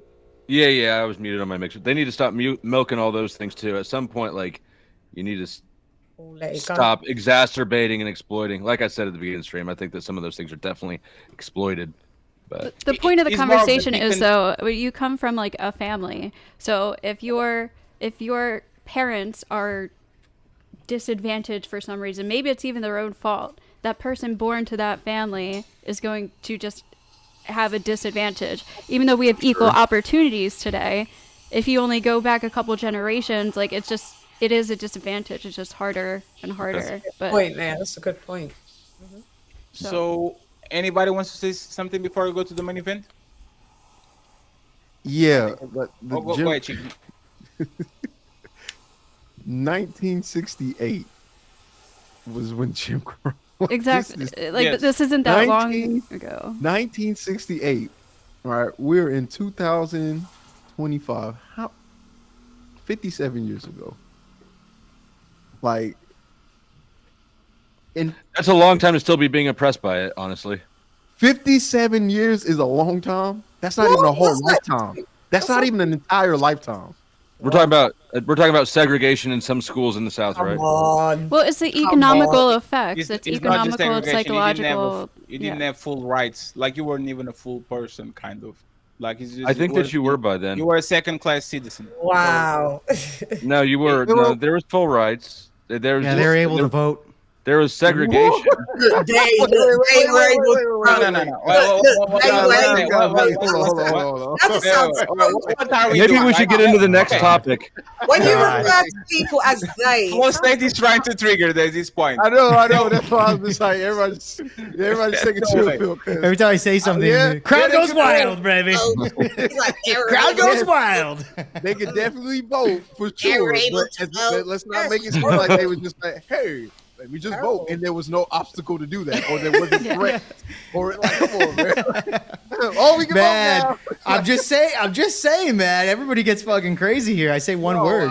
Saying one word. Okay, so here's what I would say. This right here is my example of white privilege, because there in the United States, there has not been a time where I can think of you all, and again, you're Hispanic, so that's different. Who you calling you all? No, you guys, you all, you all. It was exposed. I'm part of that. I'm on their side. This on man their was side. exposed. It doesn't count anymore. I'm a minority, baby. I'm a minority. Jake Mexican, he don't count. But this is what I would say would be, because again, I understand why somebody could just minimize, be like, bro, that's 57 years ago. Get over it. It's like, my guy, my grandparents only like 70. Like they were adults. They just turned 21. Show me on your grandparents where it hurt you. Wait, it's not on my grandparents. It's not about just them getting hurt. It's what they couldn't provide or what they didn't have an opportunity to. Do you think that Donald Trump's father having the ability to have a legacy of wealth or building a business, and that business not being destroyed, stifled, hindered, wouldn't help him or anybody in general? Just the idea of it? Like, Look, you can point out a rich white guy and think that means that we just all agreed that affirmative action was necessary at a certain point, right? So if there were I didn't. He didn't do that. It was me and you that agreed. Yeah, no, okay. I don't think that racial discrimination is ever necessary if we want to stop having racial discrimination. But we're talking about back then it was. Yeah, we're talking about Okay, like, when they first got free, there was a necessary. I respect not everybody has the same opinion of me. I just think it's counterproductive to have racial discrimination. To combat racial discrimination, it's like fucking for virginity. Mm-hmm. It depends, because you know when white people understand racial discrimination, when you talk about South Africa, for example, just because you pass laws that kind of make everybody on an equal playing field, that doesn't mean that the people that are on the field, the boots on the ground, are feeling exactly the same thing. So no, people will never feel exactly the same thing. But there's the point. You can say you can pinpoint to say, see, you guys were free to do this then. People will never feel exactly the same thing. There will always be differences. I don't believe that equality is an admirable goal. Equality of outcome is an admirable goal. Equality of opportunity. Right, because equality of outcome would mean bringing everyone down to the lowest. Okay, so if people red line and they do a bunch of things, so my kids go to worse schools than yours, they get lower funding, lower access. That's not equality of outcome. That's equality. That's equality of opportunity. Equity. So, but these are things that happen that this is the thing that happen that make the equality of. So when I say I don't think it's ever justified, I mean redlining should be banned, as should preferential treatment for a certain race, right? Redlining is something that I would oppose. That's racial discrimination as well. But since it happened, that means that there's people who are going to have a disadvantage naturally, and then that kind of carries down through. It can carry down through family. Okay, right? so when do you think that we can be done balancing the scales? Is there some sort of objective timeline, an anchor, a metric? You need to look at results. Oh, like, I was asking. It's like, for example, and this is what we're talking about.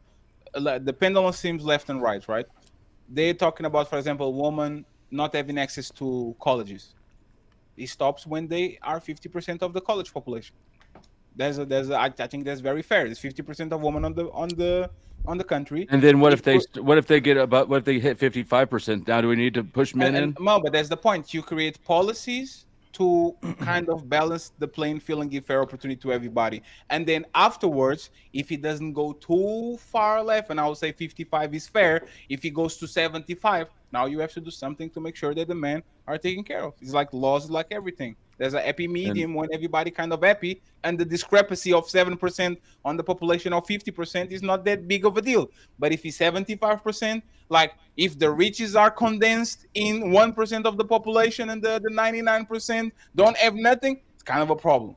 See what I'm saying? I think that a factor is only a factor if it's causal, right? So just a discrepancy in between number of genders in college, right?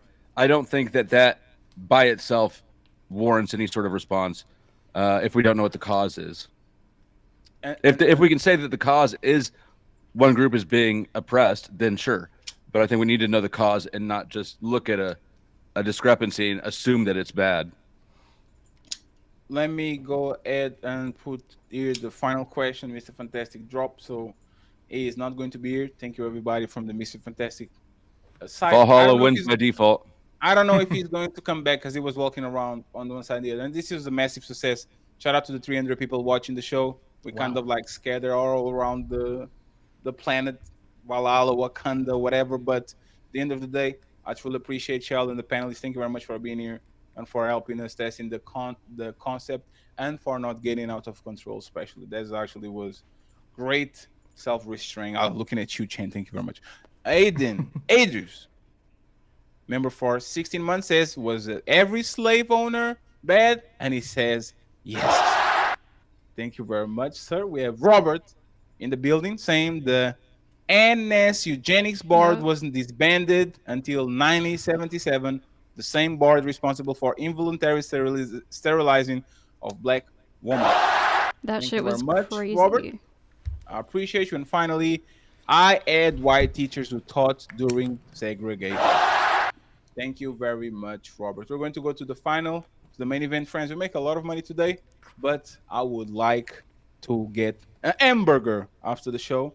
So please support the hamburger show fund. We need $90 to go. Team Fatty, $8 Team Fatty. I would like to buy the burger. I would like to buy a hamburger. I would like to buy a hamburger. I would like to buy a hamburger. I would like to buy a hamburger.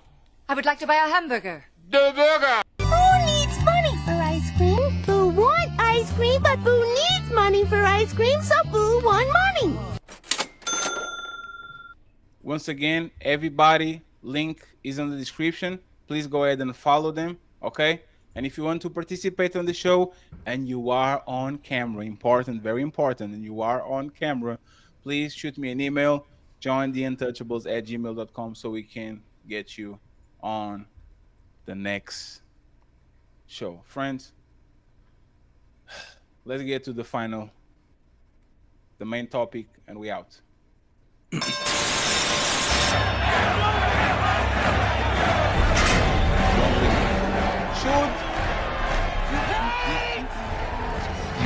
It's time to do. Reparations. Should black Americans receive financial compensation? People that agree, put their hand up. So Chan. Yeah. Okay, and Jake, so he's going to No, not me. I'm just holding my head. I don't agree. No. So he's going to be Chan. Can't hold itself. Yes, it's going to be Chan, Ghosty, and Cheeky versus Jake and Flow State. I will put 15 minutes of this and then we'll wrap it up, okay? So 15 minutes. Please go ahead, Jake. Tell me. No, actually, let me go to Ghosty because she's been talking a little bit less. Ghosty, why do you think black Americans deserve reparations? And then we go to Jake and to Flow State. Okay, so reparations have always been given out to groups of people who have been treated unfairly for whatever reason. For example, like Japanese people after the camps that we had. I'm pretty sure Jewish people were given reparations after World War II and stuff. So ideally, I think it's fair for reparations to be given to Black Americans, but I will say I understand the logistical complications of it. So I understand that argument, but in an ideal world, I think it's fair. Yeah. Will that make everything even so we don't need anything else? No more social programs, no more Yeah, how much money do we need to give them before it's over? Well, some people have even argued like giving, I don't know, like helping like primary like black schools and stuff, because you do see like in inner city schools that are mostly black, very underfunded and stuff like that, helping that in some way instead of giving like individual families money. So I don't know, like again, logistically how it would work, but again, because we were just talking about the disadvantages that still affect people today. Do you see yourself as a white savior? No. It's just a good person. Please save me. Do that. Hey, Cheeky, can you Who needs saved the most, Ghosty? Can you answer the question that they asked Cheeky? If Black Americans will get reparations, would Black Americans be okay opening just all the DI, affirmative action, all the things, you got it? Like, would you be happy with that exchange? No, because Then what the exchange to me, right, should be just even. It's like for example, if you do want separate but equal, because that was the thing, right? Versus the Brown versus Board. It wasn't that black people wanted to integrate. That was not it. Hey, you're giving us a whole separate school, fine. Give us the same books. The thing that reparations comes into for is the free labor. Like you still, how do you account for that labor that was already done, right? Like education is one thing, right? And that is something that should be evened out. We should get the same books. We should get the same quality of things. But how do we get down to the literal free labor that continued on up until the point? And even not only that, but sharecropping. Like, you can work on our farm or you can work on our plantation, wherever property we own, and the amount that you work, it wasn't even a fair deal. Like, you're working, you may not be a slave, but you're working as a slave, technically. Like just like every worker ever around the world. Say what now? Well, just like every worker everywhere around the world, especially here in the United States, right? Everybody feels like they should be paid more at their job, right? Well, that's different. That's different than being freed and saying, "Hey, in order to." Yeah, but I'm talking about the feelings, right? No, it's not a feeling. Now we're talking about the facts of it. Yeah, that's not. Yeah, that's not a. Yeah, that's not a equal. That's not equivalent at all, brother. You actually being paid a wage and you feeling like you deserve more is totally different from not being. Yeah, paid but I get you. But how will we distinguish? Well, here's brother. I didn't cut you off at all. Okay, I didn't cut nobody off. So let me get my point. Bro. I promise you, I'll get right back to you. So what I'm saying is your logic makes no sense, bro. Again, these people weren't getting paid and they were being forced to work with worried about getting beat or being killed. Yeah, but none of you were. Yeah, but we're not talking. I understand it now. I'm with you on the now aspect of it, right? But we're talking about the historical context. So again, the historical context has place, though. So that's why I said I was kind of conflicted, because from a historical context, of course, racism and all these different things were pivotal. It's a big part of American culture and just the American civilization overall. But you can't not acknowledge what happened. Now we're going about and we're talking about from a historical context. Well, hey, this happened. You can't say, oh well, no, because you wouldn't dare and you couldn't dare do that to Jewish people. Well, go ahead. I'm sorry. Go ahead. No, I was going to ask a question really quick. How do we distinguish how to divide up that reparations, right? Because, like you said, nowadays, not every white person was a slave master. Not every black person was a slave, right? There's no slaves, etc. But let me ask you. Well, just really quick.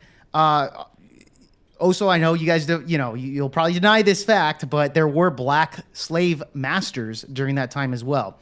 So how do we distinguish that? Hold on. How do we divide that up? Okay, so that's what I'm saying. So it would be for the people that could track down their lineage and prove that they were victims of slavery. And but they're not victims; they weren't slaves. I thought you. Let me intervene here. I thought you were actually going to. 1 second. Let me intervene here so the conversation doesn't get out. if you don't agree with the premise, you shouldn't jump to the second part. How are we going to split it? I think it's a very fair statement, right? If you don't agree with the premise that people shouldn't get reparations, we shouldn't jump to the second part. How are we going to figure out how to pay these people? Let's stick to the first part first, and then we go from there. Okay, go ahead, you got this. Yeah, so the way you would split it up is, again, track down the lineage of the people and see who were actually slaves, right? And the thing about it, like I said, I was expecting you to say, what about the white people that will get reparations? Because we know there's been a lot of mixing of races. So there will be some white people that have black lineage that you just can't tell that they're black that will also be due reparations. So the reparations aspect would be by those people who could justify beyond a shadow of a doubt that their ancestry was that of slaves. Now, again, me personally, I do not agree with reparations, at least not in the form of check that the majority of people want, because with the lack of financial literacy and a lot of the things needed in order for that amount of money to be properly used, it would go to waste and go right to people they claim were oppressing us. So, yeah, that. Flow State, you are on the same side as Jake, right? I don't think that. No, I don't support reparations. I don't support reparations for anybody. Like the whole well, they got it point is moot to me because I think that I disagree with most of that shit too. Now that said, I would like personally, I would recommend everybody who might have a chance at reparations try to get it. Because why wouldn't you, right? That's just pragmatic, and I wouldn't fault you for getting it at all either. But I don't actually believe that it's warranted. Yeah, well, I mean, like, why not though? Like that's the thing. Yeah, like why not? The thing is that if they're making the argument that, well, my ancestors were slaves at one point, so therefore America need to give me free money because I think it's an absurd thing for the government to try to run around throughout history and make everybody's past equal. It's just too much. It's too far. But the problem is they already established a precedent. This is like the Roe v. Wade. Once some state does it, now it becomes a precedent. So people look at it and say, "This happened here." Right. So why is not it happening right now? So I don't think that they should have established that precedent. Let me just say something real quick. Mm-hmm. If even the slave owners got reparations, why wouldn't the victims of those same slave owners actually entitled to reparations too? If people that the United States bombed in Hiroshima and Nagasaki have right to reparations on a war, why shouldn't people that legally was enslaved and even worse, in my opinion, don't have the same right like the president again? Because this is all appealing to a virtue that I don't necessarily espouse. I don't think equality is something that I think is valuable or should be pursued. I don't think reparation. I don't think that trend should have. I don't think that trend should have been established in the first place. I don't think that people.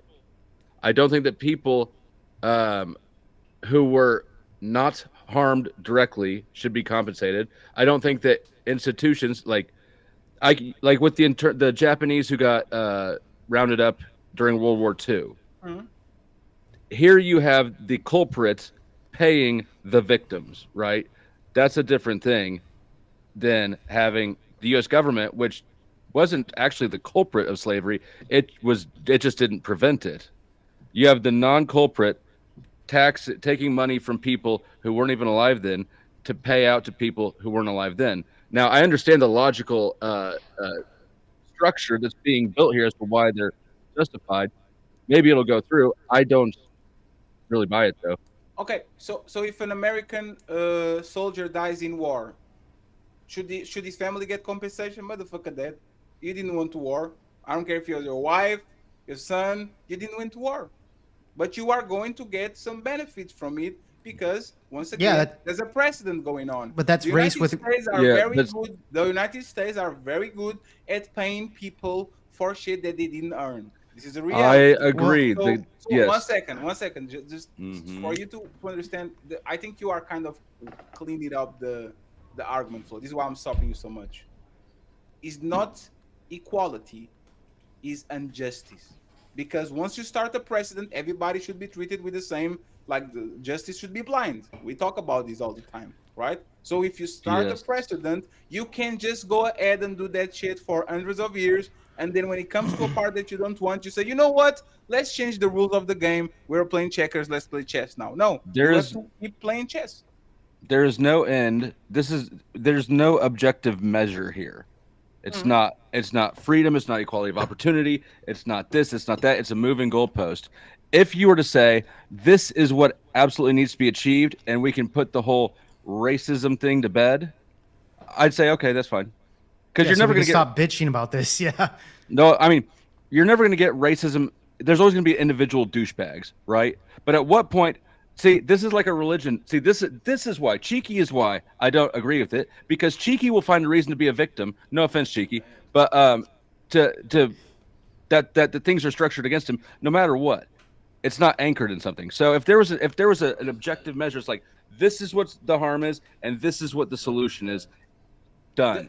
But we've seen that is never the case for any victimized group that starts to get kickbacks. And that's the point. The fact that y'all are against reparations prove that you pick and choose where to go, because y'all give not y'all white people, the people in power gave reparations before. I am opposed to all of them. 1 second. That actually proves that group is a victim. If Native Americans have casinos and have a bunch of land and all that shit, and somebody came in and took that shit, everybody will say, no, this shit is from the Native Americans. Well, they were able to bounce back pretty nicely. Those Native Americans that own the casinos they weren't pillaged, they weren't raped, they were nothing. They are dependent on the people that suffer it. So if you establish a precedent and you give those people casinos, which is something that once again is kind of to appease them for the brutalities that you did, you can be stopping on black people. All it does is demonstrate that I don't agree with any of that shit. There's no inconsistency here. I don't agree with. So give the reparations and then say if you complain about inequality.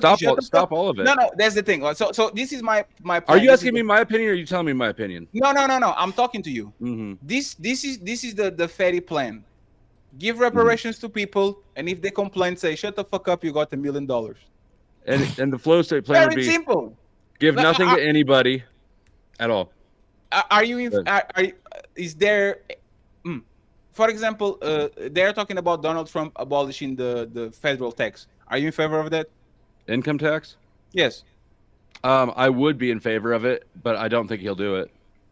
So, wait. Okay, wait. I need to understand this.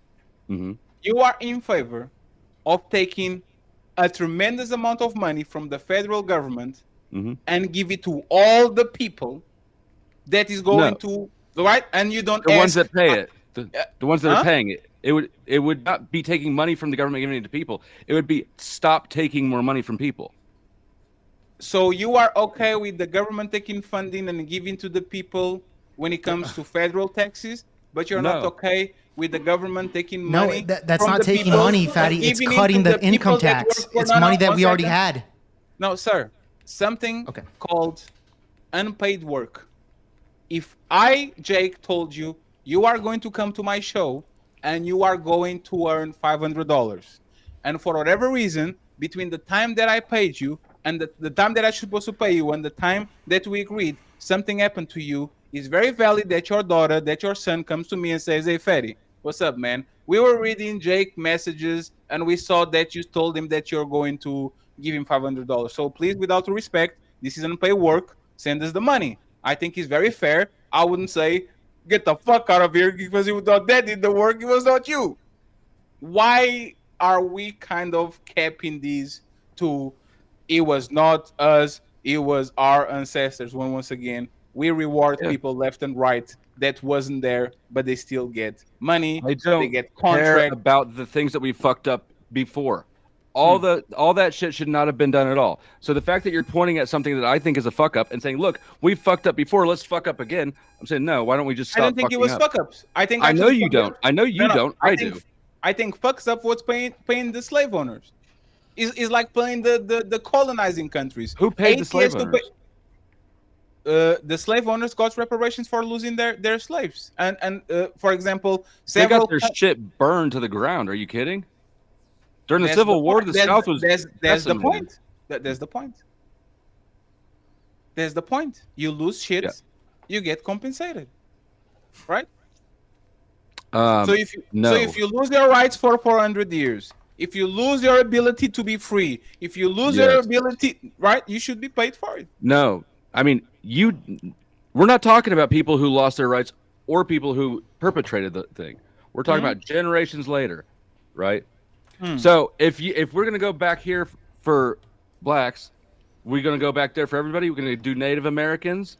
We're gonna do. They already got it. They already Irish got and it though. They already got it. What the Native Americans reservations? already got The it. reservations? Is that what you're talking about? The Native Americans got land and they already got it. They got because there's literally stipulations where the Native Americans got the sort of reparations. The natives actually get Native Americans. They actually get free health care here in the United States because of their natives. And I would be in favor of stopping all of it. Yeah, I would agree. I am ready for us to be. Look at everybody go. You're wilding. I'm ready. Yeah, well, I'm ready for everybody to be treated as equals. And even though we're not all from the same starting point objectively, we'll get there. And we'll start behaving like it. The natives, they're already there, and they're still getting reparations. And I agree with you, Flow State. Get rid of it. Get rid of it. All I'm saying is wrong. And wait. You're all saying is wrong. You're leaving out a whole bunch of stuff, bro. The Native Americans got what they did due to treaties. United States government had treaties, signed fucking documents saying, "Hey, this is yours. This is ours. This is how we're going to split it up." They actually just won a big portion of the whole state of fucking Oklahoma back because they were able to find those treaties, take it to court, and say, "Hey, this is our shit." So when you talk from this thing where it's just it's just entitlement, it was just people. No, some of this shit, bro, is legal paperwork. This is why, again, you got to know the history of what you're talking about and not just be on like people asking for a handout. Bro, Flow State's point is saying that we need to get rid of that completely. He's not denying the facts. He's just saying that was what Flow State was claiming. What you're saying. Okay, but listen, but that's wrong in itself. Now, basically, how is it wrong? What's the problem with that? Let me. Hey, Jake, that's great. Jake, that's great. Let me explain it. Don't bail him out. So basically what you're saying is you're cool with the government coming in and saying, "Hey, I don't give a fuck if you pay for your house or you pay for your land. I want this shit, I'm going to take it." I never said that. No, that wasn't that. No, it's not. You're straw manning, bro. That was never the claim, bro. That was never the claim. You're obviously not paying attention to here. So straw man, straw man Flow State. Straw man Flow State. What was this exact claim? One second, friend. Hey, 1 second. Hey, 1 second, please. Hey, 1 second, because Fantastic is in the car and he's not looking at what we're doing. Okay. Yeah, Jake, that's why he can't fucking understand. Jake, what did you mean with that? What's the problem? The thing is when Flow State's argument is saying that I want to get rid of everything. Like I don't care for reparations on Native Americans. I don't care for reparations on blacks, etc. Look, there's no need for that. That's his claim right there. Okay. I'm asking you guys, what's the problem with that? Exactly. What's wrong? Everybody's equal. You guys want equality. Everything's equal at that point. What's the issue? So I'm going to explain it to you again. Okay. When there's legal precedent saying this is our shit, and you can go. How is it? What makes it their shit? What? Treaties. What makes it their shit? We conquered them before the treaties. We conquered them before the treaties. What makes it their shit? Because they say it? Because they say it? What makes them their shit? This dude is well, answer the question, bro. What makes it their shit? ISO. 1 second, ISO. Jake, now we're being disingenuous here. No, it's not, bro. What makes it their shit prior before the treaties? What makes it their shit? It was the white man that decided. Now it's your shit. Okay, but what made it before that? That wasn't really my point, though. But Jake, we can't do that. No. Well, your point is more of like equality, like just shoot it off the bat. But that's why he asked. No, argue with his point, though. My point is legal. My point is legal. You can't just say get rid of everything because I don't want to. What about when it wasn't legal? But when it wasn't legal, it was theirs, asshole. No, it wasn't because it wasn't legal. It wasn't legally theirs at that point, right? It wasn't legally theirs at that point. So what's the problem? In other words, we can change it. I think white people need reparations from black people. Wait, so hold on. So wait. So bro, this guy's fucking audio is crazy, bro. 1 second. That's why you guys need to be quiet. Go ahead, Fantastic. Stop. I won't have to fucking yell over you. Stop talking and cut me off. I ain't cutting dude, your fucking audio sucks dick right now, bro. What the hell? Conversation about the conversation. Go ahead, Fantastic. Get an actual mic. He has a good one usually. It's because he's in the car. Chill, bro. All right, I'm chill. Is that fucking better? Let him When a rant. Let him motherfucker start losing the argument, they start bitching and complaining about everything. We're losing the argument. Yeah. Okay. So I'm gonna say it again. Say it again. The whole entire principle where America is built upon. This is my shit. This is why you have the fucking. This is why you have the Bill of Rights. Okay. This is why you have contract law. Okay. This is why you have all these things. So now if you just say, "Oh, it was never nobody's shit," no, motherfucker. If that's the case, so why did the Louisiana Purchase happen? Okay, well, why is it that when we conquered the land, it became our shit? When you conquered the land, it becomes your shit, right? Can you stop cutting me the fuck off? I didn't say shit while you were talking. Now I'm gonna ask you again. Ask me again. It was nobody's shit. Why do we have to purchase it? Why do we have to take it? Who's the we? reason the fucking treaty? Hold on. Since you clearly don't know, shut up and learn something. Okay. The reason the treaty was fucking written, like all other treaties, is hey, this is our shit. Okay? We're going to differentiate our shit from your shit. All right? And we're going to sign a piece of paper where both sides will fucking agree to it. That was created by who? The white man or the Indians? Both of you assholes. Oh, both. No, it was the white man that decided. It was the white man that conquered the world. Jake, 1 second, Jake. A treaty is agreement between both parties. Yes, I know that, but I'm saying this. Between both parties. Who has the force? Who has the force over who? The white man or the Indians? Who has the force? Who has the force doctrine? Who has the force doctrine? Wait. The court that gave like half of the state of motherfucking Oklahoma. Okay, so the white man decided. The white man decided. Okay, here's your fucking shit. The white man. You said. The Supreme Court. It was the white man. The Supreme Court has. Sounds like the white man's doing good off of yours. The Supreme Court has a black man on it, Hispanic, your auntie. Oh, so all of a sudden it's not the white man. All of a sudden, a Hispanic woman and a couple of other people of different races. Oh, they did back then. Can you name them? Well, no, it wouldn't matter about back then. See, when you steal, well, dude, that's when it happened. When they gave the treaty. What year did it happen? What year did it happen? You stole it. What year did it happen? What year did that treaty happen? 1 second, one mic. Go ahead, Fantastic. Before we. Yeah, what treaty did that happen? What year? I see you. What year did it happen, bro? Look, earlier where there was black people and Indians on the Supreme Court. Tell me, what year was that? What we're going to do now is I'm going to ask you a question. Right? You're saying the people with the force, if they have the force to do it, they don't have to honor their. Yeah, you know what conquering is? Wait a minute. It's gone throughout history. Stop right there. So if you say the N-word and I have the force to beat your ass, does it make it right? That you have the force? What if you don't? I do. Let's say I do. It's guaranteed. I have the force. But I'm not talking about. Let's deal with the concept. Yeah, it doesn't make it right. Yes, bro. Just answer your question. Yeah, it doesn't make it right. I have the force to beat doesn't make it right. Yes. No, it doesn't make it right. But again, I'm not talking. But wait a minute. It doesn't make it right. Sure. If I do it, should there be some kind of reparations, reprimand, or something for me doing? No, there should be a punishment for you individually. If it's an entire country, what do you do? Well, with the entire country, they're the ones that make the laws, right? This comes with force doctrine. So the ones that actually are in charge, they can decide the punishment. They can decide X, Y, Z. So the government should be able to do whatever the fuck they want because they can?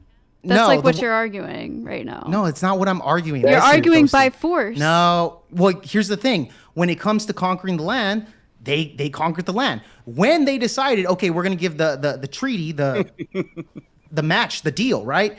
It was the white man that said, you know what? We're going to decide to actually give the treaty and give the reparations to the natives. That was out of the goodness of their heart. They didn't have to do that, right? That's my point here. But at the end of the day, they have the forced doctrine to where they couldn't do anything about it unless we voted for it, bro. Wait. Okay, great. Now, what? But they couldn't physically do anything. Wait, right there. Now, what do you do when it's your own citizens that are not viewed as equal, but are citizens of your nation by default? What do you do then? That they're not equal? Well, obviously, okay. Like if they say, let me restate it. Yeah, what restate do you do when you have an agreement between the people of your own nation that you have not made well on? What should that country do to those? So it's a hypothetical.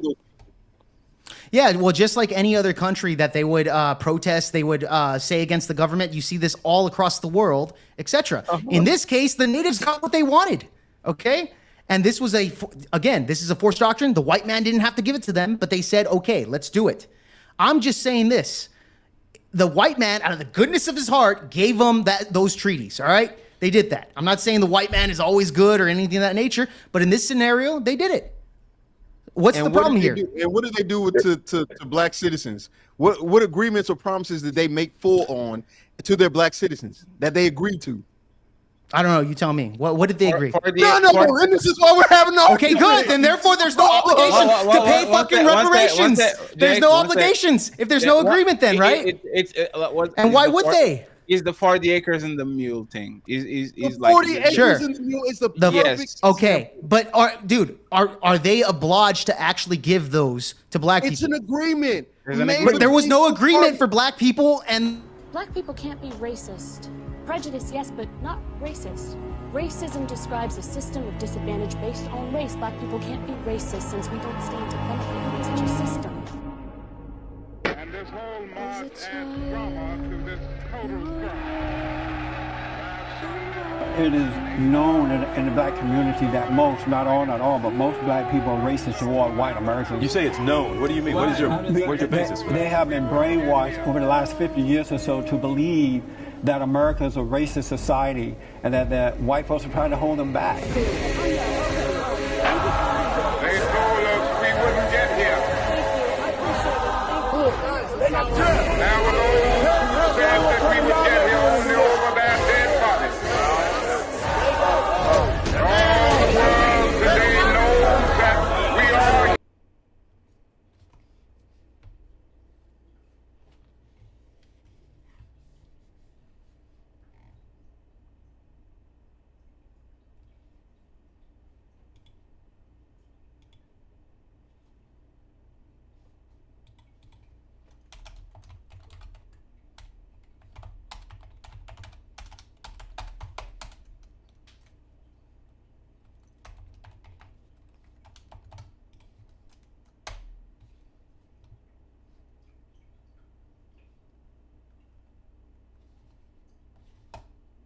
What a terrible question to ask. So are white people. More white people, by the way. More white people.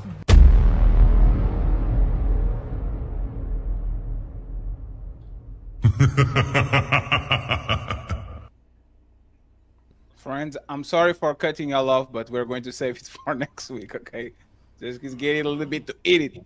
Rainbow Key $2 says, good show, Fatty. I appreciate you. Thank you very much. MC Evie Tits in the building saying, this is why I'm an anarchist. The government shouldn't have much power. Thank you very much, MC. Next time, make it 20. I appreciate you. And finally, the Degenerate $5 says, great show, Fatty. And the MVP, I'll got another Eat show. And another one, DJ Khaled voice. I want to thank Jake, Cheeky, Chan, Ghosty, and the Power. This show was awesome.